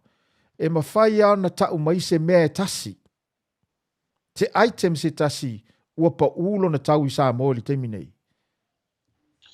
E le aia ma se o lo pa u se tau. Ia sila e fo ili potina e le newspaper ma media I Samoa Adversion tene o arke ke pua a wasi ilunga de kau. Ia, e le ala ma se me o pa u. Ia le asi ilunga e tau o loa ma me o tau mafu. Ia e maua tātou. Na mai se o loa ia whaulu whale mai whafo. O loa tau mafa, o loa tu aisa. Tau mafa tu aisa. E le o iei se a mi foi lano. O tau o loa tāwha. O te whai atu e foi lea I le whaafafonga lea tunu I a fo I saunoanga. Ai tai nane o lo o matuala ngona le lei le oi o le tunu I le maulunga o le tau le soifuanga. A o le whai mai wha maunga le wha sale lau mai e le malo. O lo o pa u le tau le soifuanga I le se fulu 2%. E sa o no whanu whala mo mawhau whaupo pe iei e se mea o wapa u. Se item se kasi wapa u I Samoa. O lai ai mo lunga I le inflation. Misalo mea na e tau noa mai ai o te li mata le interview. Misalo po se press conference ale sui paribia lua le te sau noa mai ai pea. Misalo la e tau noa I le pa o le inflation. Inflation o la e mo lunga le inflation. A whae sulu pasene le inflation na whapea ia lo pa o tato inflation. O pa o le tasi 10.5%. Ia lo na winga lo pa o I foi la lo le. E le 10.5%. Ia la e mo lua. Tato inflation tau na mai lalo po le 2%, po 3% pa mo lunga tele. Ia le ai, whai o lalo le 1%, po 6.5% inflation ia. O la e mo lunga, e le o pa pe hoi pa u i tau ni olo. O le siwa I mea le ia ie. Ia mai ele o le lei o na mataitu ia tau o loa e wha tau e tonu whanoloa. E leo tele na pisa le hoi mason tene ino whalongo tala no me price control board. Ia, o ngā ruenga ia price control board e tauna o e vai. Tauna o e siaki ia tūlanga o le tau o loa i o wha tūlanga atu. E I whale o loa, e tawana alua se singa, siaki wha lei o lae usta ia tau o loa ia wha tūlanga mai il price control board. Ia, te lau loa ia I o lea a whai o lae pule wha tau o loa ia I tau ana o loa. Ia no na winga leo le lei le monitoring. Leo lei le monitoring o me o tau o loa. O le elu mana ia le tala no ina o le tala o le tupe o te ilo foi o lo tāpena foi so fina ngalo I le tala o le tupe. Ai, avatu I le avanua. E ia ni mea o le tala o le tupe o lo o wha pole ina I o e lava ia. I lau sila I mea sa fola ma mea lea ua e wha fonga ua fola mai le tala o le tupe. O le ingi mea fo, o le me wha pole ina ia o le ingi tupe o fo moniati na tele. E le ingi mea ia o fo I mea ia folanga na whai nei le a fo I le I kaingi hoi o campaign. E le hoi ni mea. O le hoi no whai tau le tala tupe le asa le na le pasia. Masina unit tau sanga nei. O le no whai tau ai o tō whai tau ma o wharongolongo le tala tupe le ua mai. ia e le ase se ngatele pe na toe fitu na ia na ia la iki e tonu i toe mai la ia ai e le ini ati na tele ho ia o ai e tu ia Wai fato ole mele a pe ona e sa no lo fo o se tasi le o wala e so ni tele le tunu le mele le infrastructure le ati na e na vo ile a sa tata le no ai vo ile sistemi so ni tele le tunu nga luenga mo we nga luenga tangata e le me se me fa pe na o ali mai talo tu pe nei e le major infrastructure projects o ai atu ai e ana i poloketi e tasi lua ia poloketi ai na faatulaga mai vaitaimi o le HRPP ona na o lea pei e faauau ona faauaua mai nei taimi o nisia major development project e leai ma se mea o ai ai tonu tala tupi le leva fo ia ona ole le me sei tu malo le yo ele no ele fácil le teime fa longa fa la wilo ele fo fo ina i va le lua ele me se va le o sau i le mele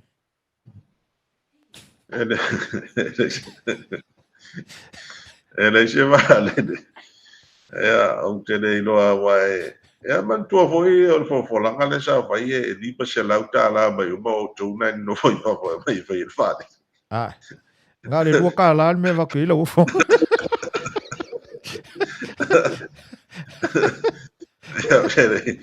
Pero no vinga la o menna le fa tantani che lo poi la lua que o mo tu tai di ma se lauta ole leo te telefo i o le pati e tangata i le maita wina o le whaalau iloa ina ua whaalau iloa le mele o le a whangata miti a onga uma la whai e le malo le i a lansa ka miki a onga uma ai lei fwoi se me whapenga o le ani mai lea ka lor kupe e le ai fwoi se mea e le a se mea o le si mea le ke vai atu ia wa le ua mai e ratou o le poloketi hoi leo ati na e tu malo e fa o isi o me bo fo no fa vai ia o le la mai le va nga tupele pe i va su tasi miliona i va su tasi te ban miliona ale fa un punga le mai e fa ato ile 5 miliona pa inga le ele mai le una uma ia o le fa soanga la e tu sai tasi te si male ban miliona 1.8 is be 1,800,000 ile tumalo limas fumatas e fa ato ile 5 miliona pa ingalen le na uma ne le sa to fola ile mai yuma ia man tu fola to fola ngana fai e 2 miliona le la al tai 2 miliona ia sa mana tu ala iole ona la mai le 2 miliona i le paketi le ona wa mata spa inga fo ona ale me na o le mai ala pa inga me tu po io te ai tu ale na pa i a pa inga fo le ia sa mana tu ai mai le 2 miliona mata ile ia ele na se le fainga le fai la tu ona na winga la o le paketi le lua o le afoi le tausanga fo le masina yun le ala te tau vai atu ia le melea e taula na mai le 2 miliona mo le si atu mo le si tausanga fa tupe i lumat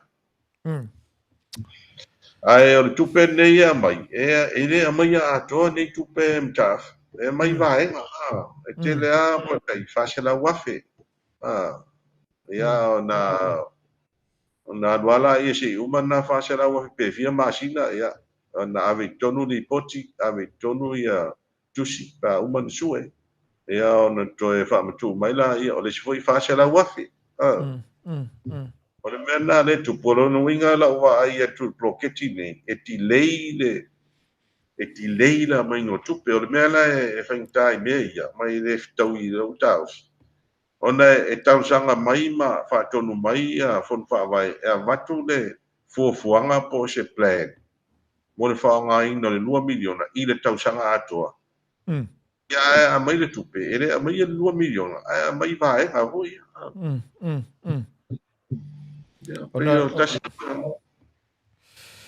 Laua fo le ona o le ua maitawina ua mafuta mai ia le tau wha nai stasi fo i o tātou malo mo le nei tai au. Ai, saunua mai ia i seisi mata upu e te fina ngalo i ai mo le nei tai au. Ia, o lea fo i e, o tūlanga ia masani no whawawa, misalo vai asfou, o le vai asfou lea a matai o na su e mo election petitions, o meo whamisinonga vo i o mo mei tau whatosina ni whainga parota. Na sorua la le a matai ia cases na, ia na whaasolo atuaila ia misalo e o atuai nisi vai aso. E lua pe tonu vai aso, a tonu e o atua hoi whaiwa nei masinga. Awa e isi whamisinonga i o te vai atu e maua le lima sifuru moni mau, ono sifuru moni mau. Wow. O tūlanga na, are matau atua i mo le vai aso fau. Ia ai ona o lea a fo tau a fo tau pulea o ta pena mai ai a le sunga nai e tau a fo fa fonga to le tunu mana tu lea ia la paia se malolonga mai ni le mato ho i tu ia ona e man tu ho im ta fa i o ta o le so sao o le fa nau Ei o le ho nei o le sa tomaiti. Ia, o le a ila alo, pisi a hoi ma tāpenanga masani a pēnu sirifia. Ia. Sirifia, ia tāpenanga masani. Ia o tūlanga nā, o le tala tupe, ia o le fua, le ua mai o le sorusu lua Oktopa. E usu ia ele fua. Ia o nā matailola i o whelafulafa inga tala whatau tupe. O le tala la le o le emergency, o no winga, e tauna o na pasia e le mai Oktopa. Ia si tātou o atu i ai, i nātai, i whelafulafa inga po la tūlanga i ai. Whawtai tele mo le nei tai au la wofo, whawtai tele ai pe o na muli atu pel, whawtai lau tō whā, pa malulua tu voi ono le se sengo taimi ua sasia i ai e tātou fufuanga i le nei tai au. Ia ai o le me masani lava o lo o alo fatu ia le tātou polokalame ai me sifoi pa anga le utanga tamai mo lau tō whā. Ma le loto whawtai so uma i teimi te mafuta mai ai. Ia e te sao noa e whai masui o le tātou vaenga whaupu whai. E wha malamalama ni si o mata upu e peo na fsisi le malo le tiro. Ai o le mesidi, o le nai te sauni e whai lau tau loto tai au. Ia ona...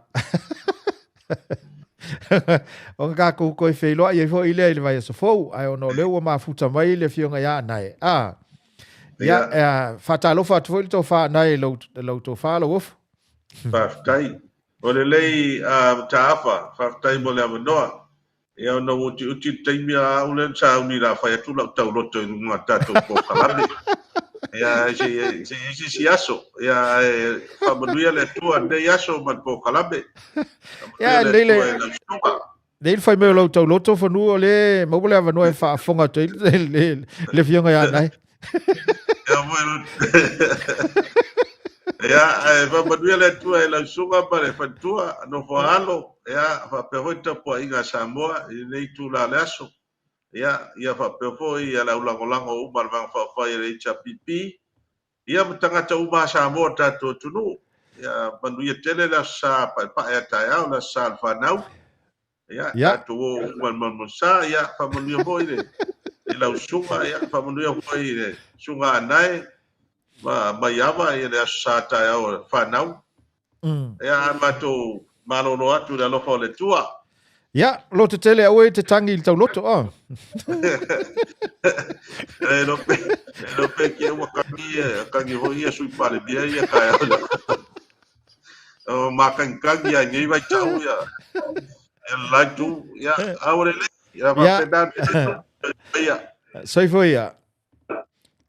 Ua mafuta mai le fionga ya nai o nasa e whafonga i le tātou malo masani le tau whala wofo Ia, e whaamalmaloma ina lava mta upu e pe ona yeisi o tātou utunu u Samoa.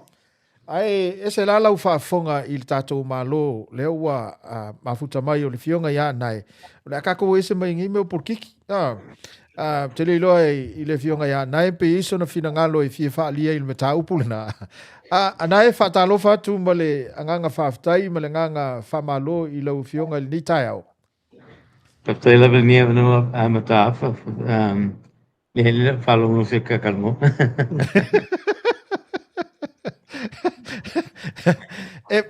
E iso fina ngalo i fie whaalia i le tulanga o Iesa Moa, you know. No, e leo na matatu whapela u fionga nai. Ona o lefa to ai fio mali tātou porklame. O te ilofo, e ui lava ina sila fia la u fionga i to tele. Ia ai e lava fo inisi e fie whaafonga. I se introduction mai i la u fionga.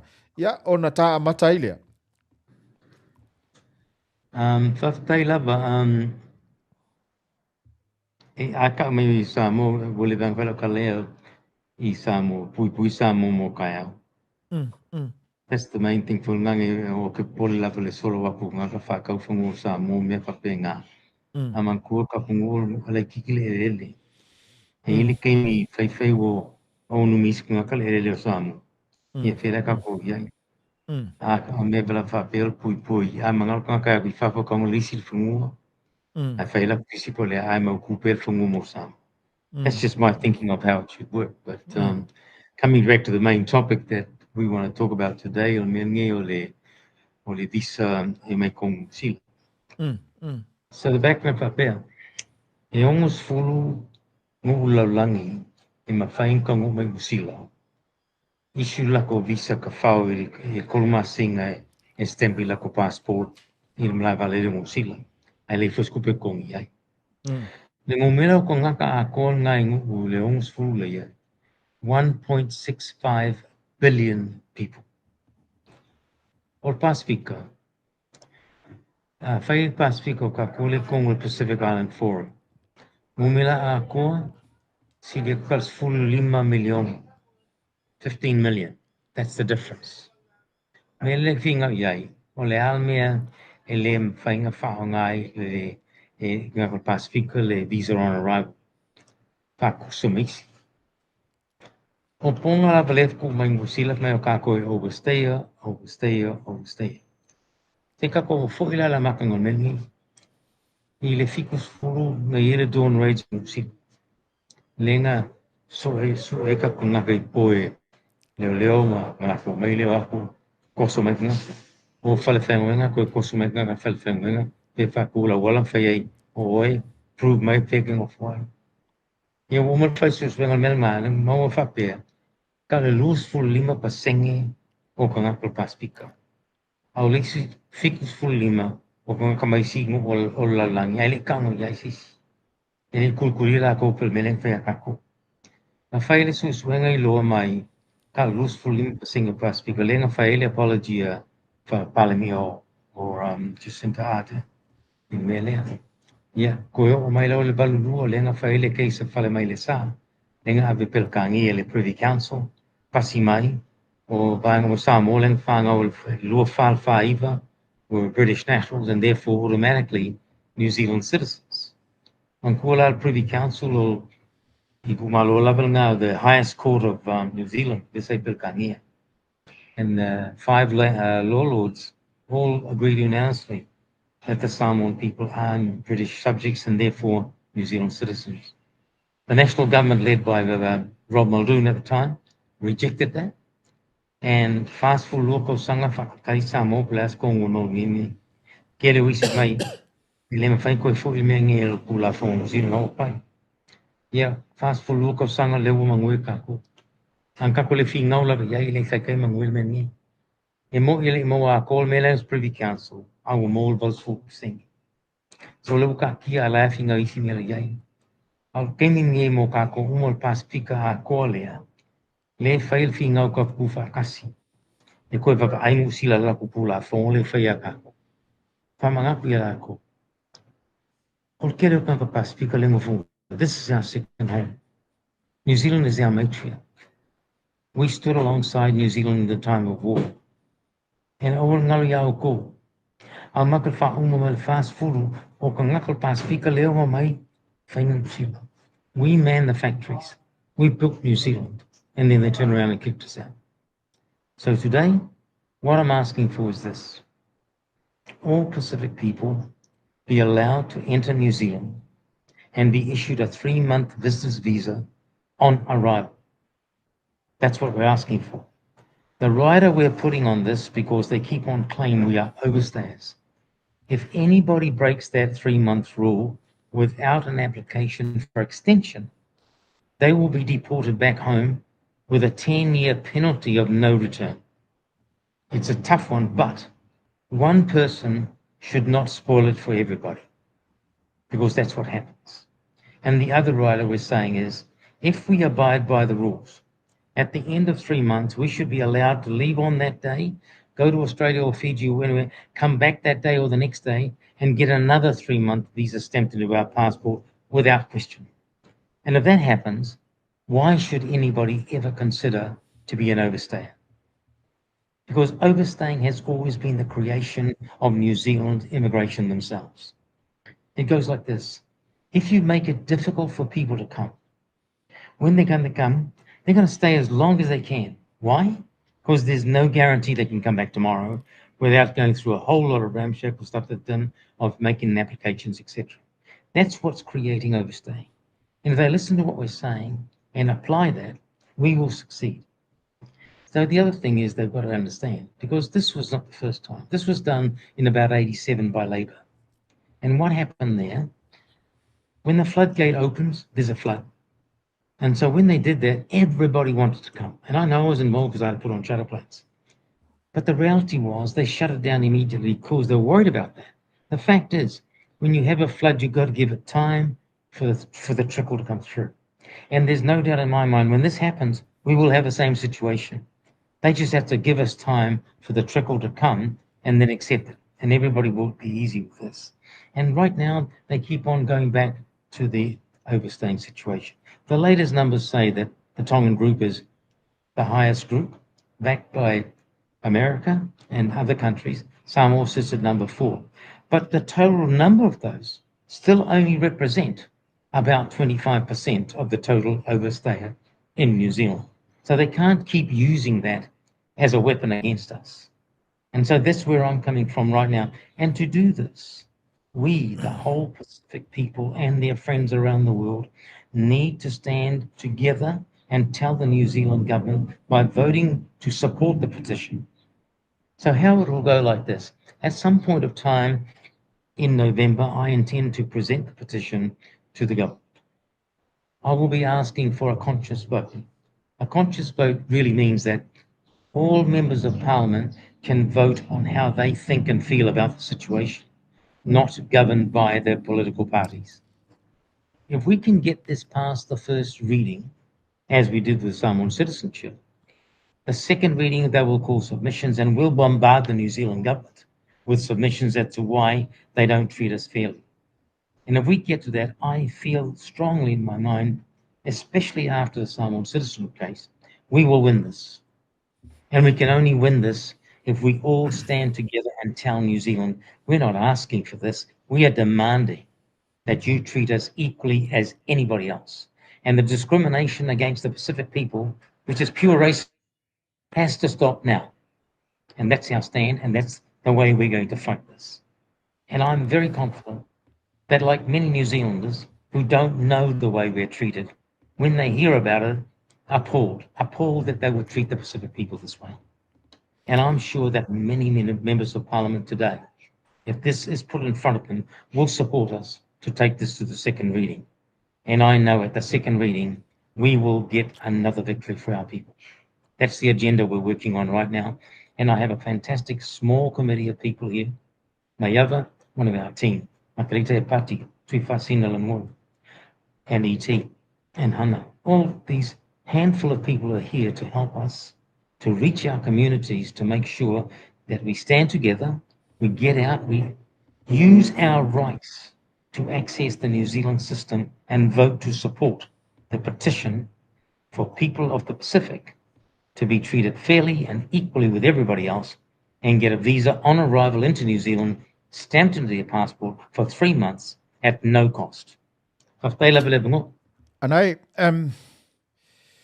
Whaftailava mole, thank you for explaining the agenda and what you intend to do.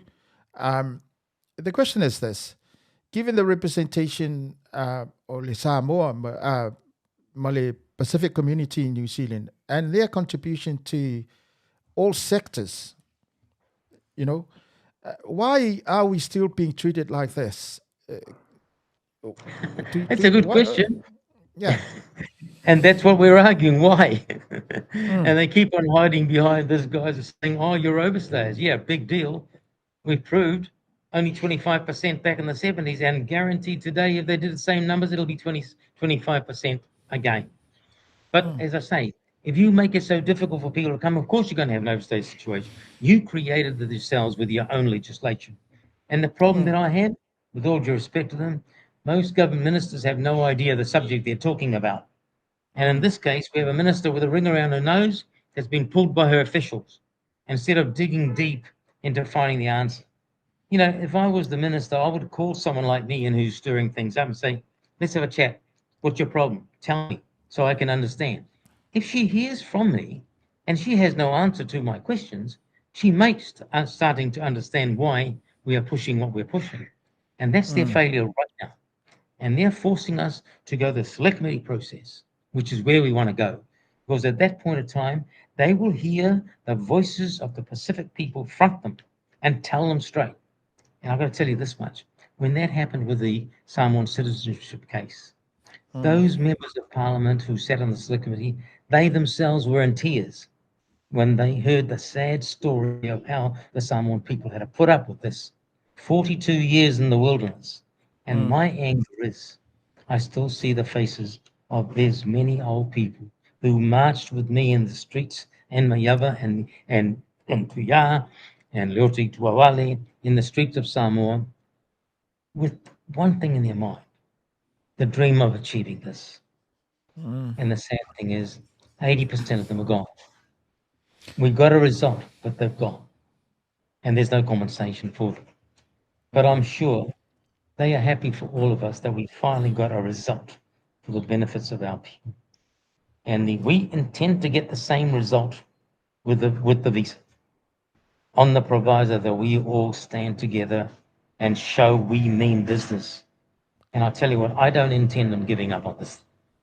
There are about 4 things I'm pushing for and our committee to be resolved for the people of the Pacific. And one day these guys are going to wake up and say the Pacific people aren't going away. They are strengthening day by day, every day. And there's nothing in this country of New Zealand that one Pacific person can't do. We have proved ourselves time and time again. We have lifted New Zealand to the highest places in the world of things that we can achieve for them. So it's time they woke up and said, these people are our people. They're our cousins from the Pacific. We are part of them. They've made their contribution and they should be treated equally as anybody else. And I,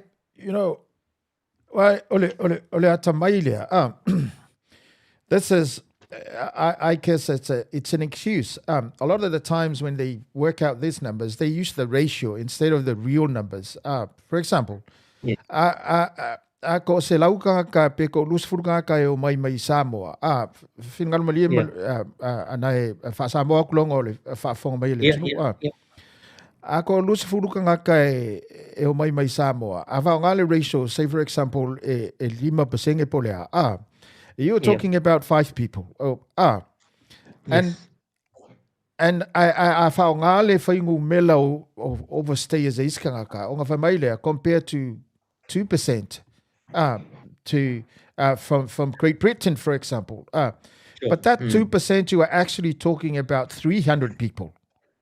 So, i ngā leenga ngā aile le whamaoni o mei. Australia, they normally talk about the overstayers from the Pacific Island as the highest ratio. The actual numbers are, it's not.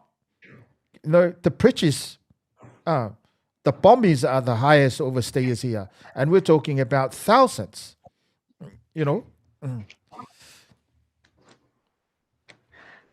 Yeah, they've always used this excuse, and I'll never buy their excuse. I'll never buy the excuse. People from all over the world are going to do the same thing, right? If they make it difficult for them to come, of course they're going to stay as long as they can. If they had some guarantee they could go and come back straight away without a problem, nobody's going to overstay, right? And that's what we've got to do. But there's been too much of this type of thing as far as we're concerned. They keep on putting on us. And my argument is, we have proved our stand. We've proved what we can do. And that's where I'm coming from. If I thought we were failures, then I would have no argument, right? Yeah. But we haven't failed. We have not failed in what we've done in this country. And even in Australia now, look what our Pacific people are doing in Australia. You know, I always have a quiet laugh into Australia. You know why? They had their white policy once. Guess what? Without us, they'd have no rugby team, no league team, no nothing. Sorry about the truth, but I've got to tell it. Well, the same thing with New Zealand, though. Yeah, exactly. Where would they be? There'd be no bloody All Black team without us. No. Yeah. I think the All Blacks would be worse, you know. But, and I, more mātou o lo i Australia, we live here in Australia. What can we do to help the cause? Yeah.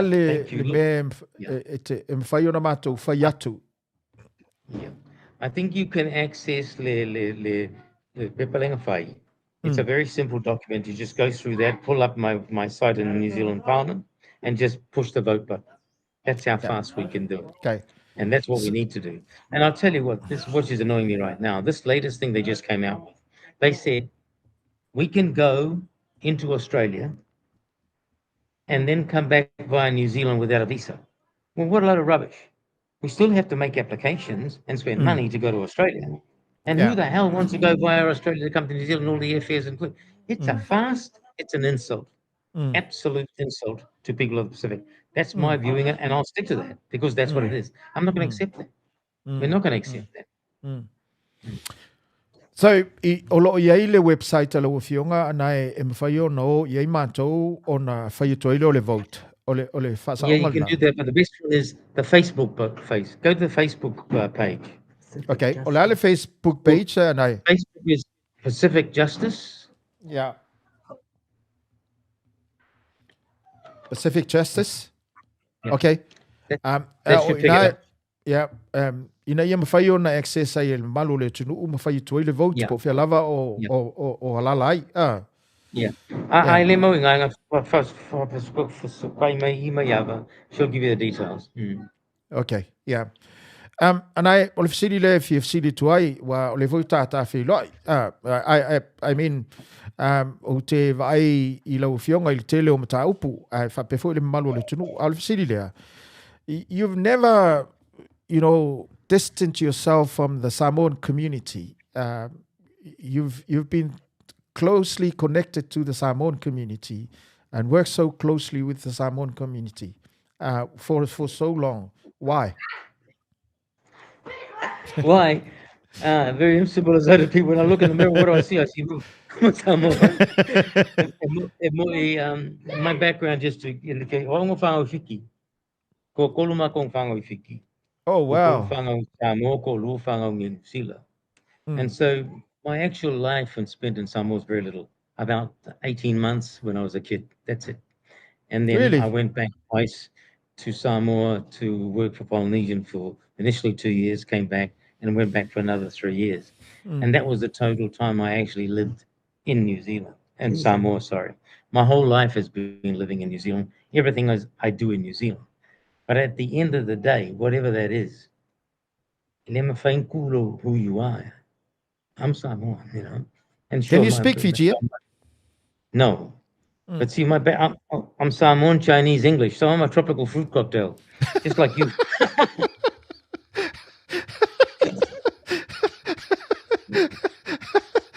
You know, I was in Fiji recently, and Rambuka said, so, are you Fijian? Are you New Zealander? Are you Samoan? What are you? I says, I'm a son of the Pacific. That's who I am. But ole mafuanga lo Vasili. Yeah. But now I understand. Okay, le ilolo pico fiki background. But you know, although you are a vegetable cake, if you like, it seems to me that you are more Samoan than anything else. Is that true? That's absolutely true. Absolutely true. I think it goes back to my father's upbringing of me. You know, he was the one who taught me at a young age, you know, you got to learn Whālualofa Samoa. That's the key. And, you know, I live by that. I live by that. I actually tell everybody the governing factor of Samoa is Whālualo, first and foremost, above everything, you know. And even Venga Palangi, they don't understand. I said to them, you know what? A Samoan won't argue in front of everybody. I'll take you to the corner, you and I have a fight in the corner, and that's it. That's how we have a discussion if there's something we have to talk about that's strong, you know. But publicly, we've got to be very careful how we say things and do things, you know, and I respect that.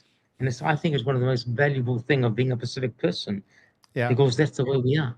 And the problem is with Palangis, they see that as a weakness.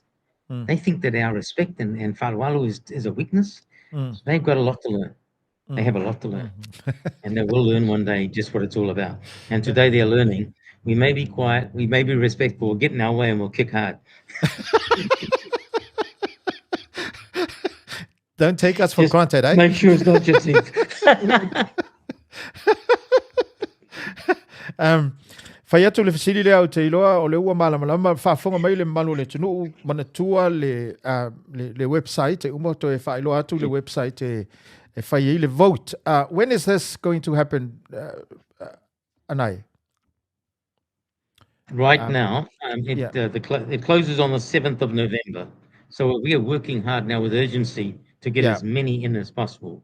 Okay. So irrespective of the number, I intend to deliver the petition by the end of November. Yeah. O le fasili muli fia tu inatu Anai. O lo sisilia foi to tele.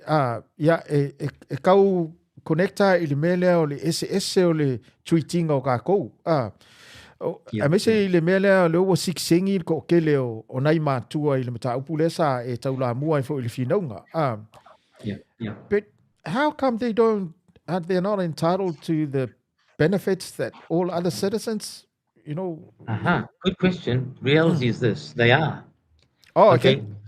Yes, most of those who now arrived, remember, they are now New Zealanders.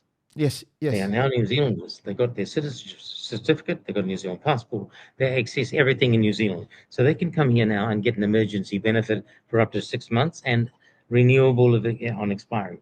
They can access the hospital, they can access everything. And this, to me, was the stupidity of New Zealand not listening to my advice.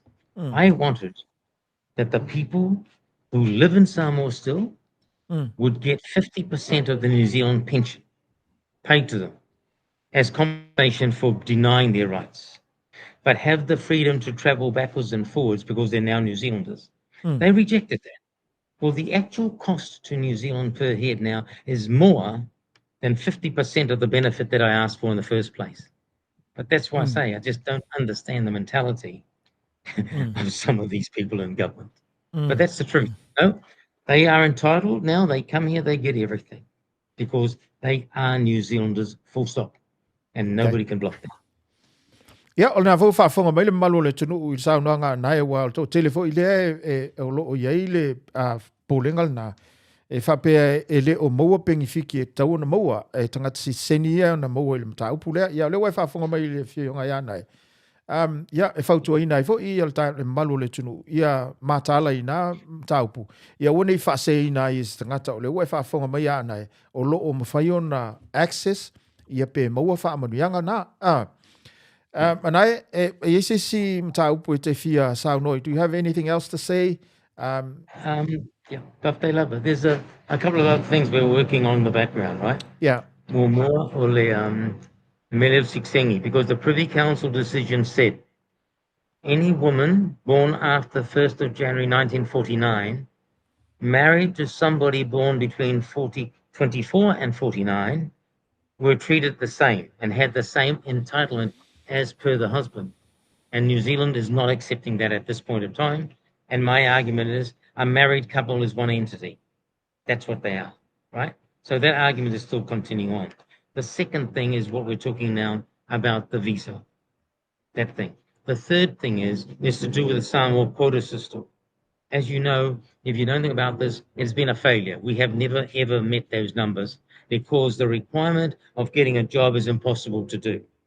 And I'm asking, when a person's name is drawn from the quota, they be issued a 12-month working visa to come to New Zealand and find the job and satisfy the needs.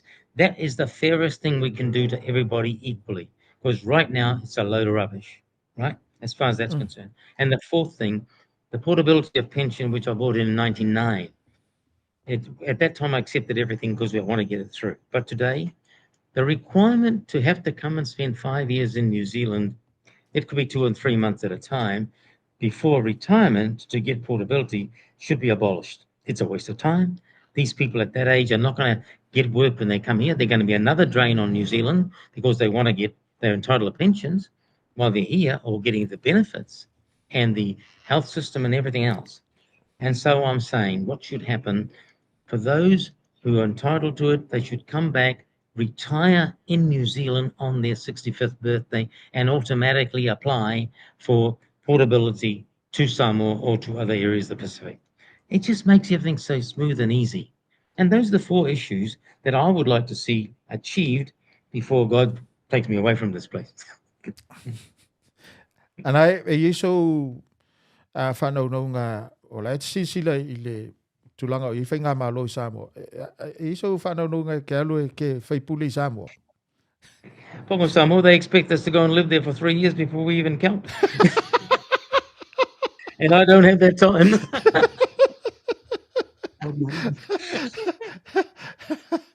It'll be very interesting, but it would be a difficult thing for me to comprehend the way they operate. For a start. If anything, I think I've got more work to do in New Zealand by going back to Parliament here and kicking heads around, say, listen, you better fix the Pacific people problem now. Do you intend to go back to the Parliament in New Zealand somehow? Look, I've get a lot of pressure from a lot of people to go back in there, but I've got so many things to do. These people, there's things we're fighting for, you know, and I have a fantastic committee here, a new group committee that's working with me. This next Wednesday, on the 15th, we're having our first public meeting here in Otara, so that we can bring our people together. We explain to them what we're doing and telling them how to vote. In the Te Puke Otara Hall here in Otara at 6 p.m. that night.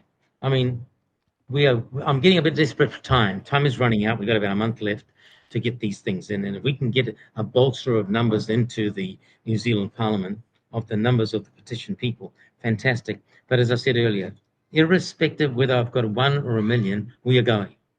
We are going, and we're not stopping. Yeah. And we want to get it in front of the New Zealand government for them to look at this thing and realize this is nothing small.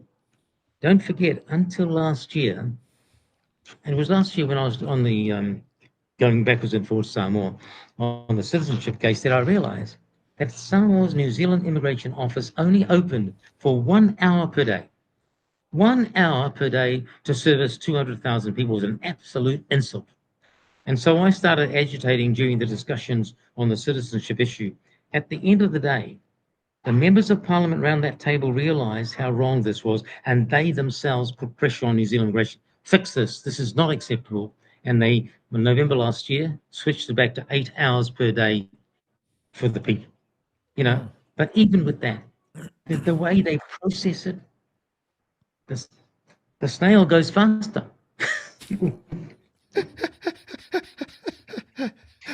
They deviate too far. But those are the things we've had to put up for too long. Yeah. And that's why I'm adamant. These things are not impossible to fix. They are easy fixes. It is just the will of a person to fix it and fix it. And I can tell you this much. Our strength in the New Zealand Parliament is the only person that's there who's got experience and knowledge about anything is Winston Peters. Winston is our true friend in the New Zealand Parliament for the Pacific people. And I hope that our people next year's elections remember that and give him the support that he needs to keep there being fair for us. And so, if anything, that's the one person I'll be supporting all the way without hesitation, because I know I can talk to him, explain our problems, and he will find a way to find a solution. And if it wasn't for Winston Peters and for David Seymour, who privately agreed with me, we need to get the Samoan citizenship case across the first reading, it would never have happened. It wouldn't have happened. E maua e oe ana e le support, do you get the support from the Pacific Island MPs in New Zealand? All our Pacific Island MPs now sitting opposition. We Oh, don't have okay. one in the government, but they are totally responsible. They are supporting this 100%. Yeah, You know, yeah. my confidence about the citizenship, knew the Yeah. opposition was going to back us, right? We just needed somebody in the government to back us. And so the story behind that, Luxon opened his mouth early and said, we're not backing this straight off. He didn't even understand the damn thing, but that was his comment, right? And so I had a private discussion with Winston and David. They said, Arthur, we will give you support to the first reading. And we got that. And I tell you what, it blew the National Party away, because this is precisely what happened. First speaker, National, we object. We're not accepting this. We're not supporting this, right? The second was the ACT Party said, no, we're supporting this. The third, and New Zealand First with Winston, we're supporting this. And they had to hang their head on the floor and crawl out in the end because they were so embarrassed they were left to look stupid. And in the end, they themselves had to bury their head and say, yeah, we'll support this. So there we are. We are unanimous in the end, but I don't forgive them. Maualo malosi ma mau pelo finangalo nai e te tautua ina I fo isi o tātou tunu. I think our people really need you. O le taimo mo foi leo fo ta whelo e ma tātala noa. What we can assure you is that between now and the 7th of November, we will continue to advocate on this. I kako por kalami ngai. O le le ngalo le whaasalauina ma whaalauloina le tātou por kalami nei. Ina ia mawhai o na tō tele tangata. I think the best we can do is to vote.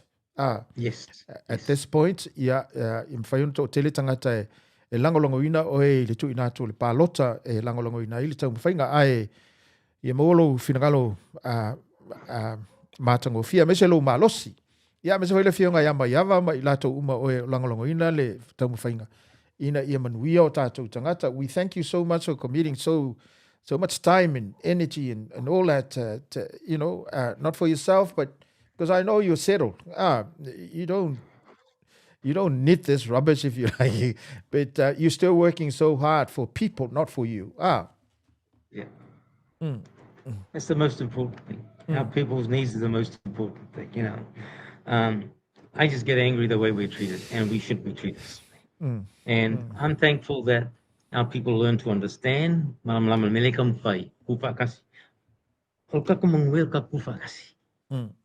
all we can do. But they love, I really appreciate the opportunity. Kai pe alo le fia I le meranga, alo le fia I le meranga fa il ka longa lo blacks ma le wala peace. Ai ko se fulu ngoi le blacks nga au yilla fa di Eden Park. Come foi pelo co, e eu tô tendo isso.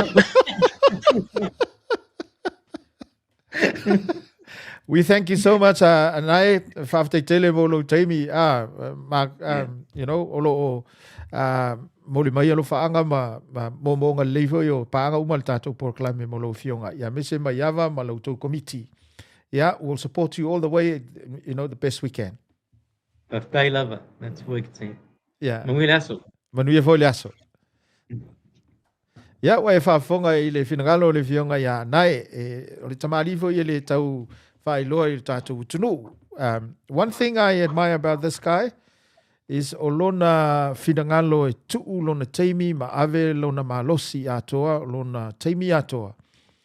E whina wina I mata upu ina I manuia o tātou tangata. E meise I lātou o lo o lala I Aotearoa.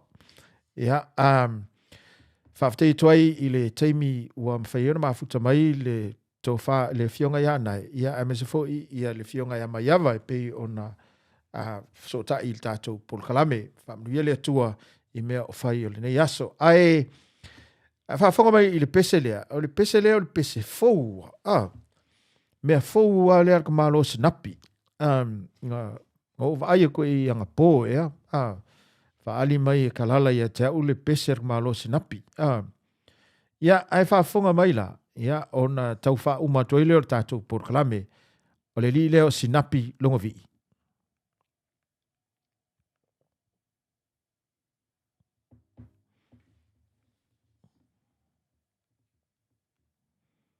It's no sound.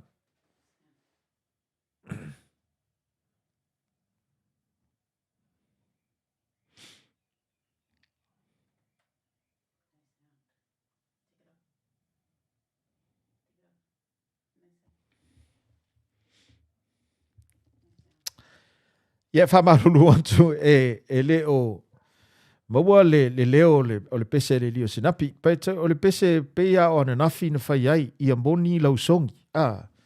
Ia, a o iei i le uso ya sinapi. Ia, e wha iloa atu fo i leo unanga le tato uso ya sinapi. Mo i lanto uma o e mana mia i le fatuina o se pese, se vii o se ainga, o se vii o se alala fanga po le alava se event. Ia, awane ngalo na whaaso tai le uso ya sinapi. E maua le tau ngō fie ngalua e le uso ya sinapi. Ia, e fatu se vii so se mea lava e te fina ngalo. Iai, pe fo na whai atu. O le vii o le tatou pese o le tatou Port-Kalame le te whaafonga mai ai. Ia, o le sunga fo ia sinapi sa ia fatuina, ma ia langi ina. So ane fo i le tatou uso ia sinapi so se mea te fina ngalo ai. Ia, mga mia fo i se pese, se si ala koe pese i lau whaipoiponga. Po le ase se aso whanau, po le ase me whapena. Wala au le uso ia sinapi. Ia, e mawhaiona so ni atu mo nā fo i fuafuanga. Whaamnatu atu ia maftanga li TRPP i Queensland. O loo fuafuaina o le aso sefulu walu o ke topa. Peia o le vā yaso.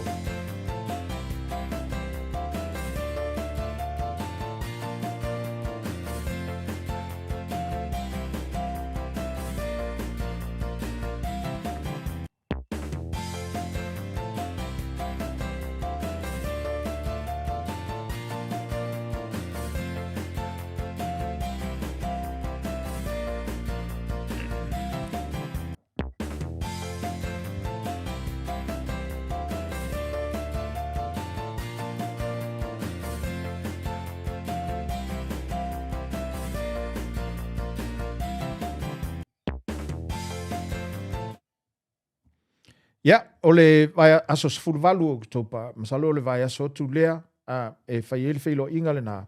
A le TRPP Support Group a Queenselani, whafsota i le whalitua i a Brenda Mawingoa, o ia le nā o le atu inatu, le no whanga e whai ele maftanga le nā, a le TRPP Support Group, Supporters Group i Queenselani.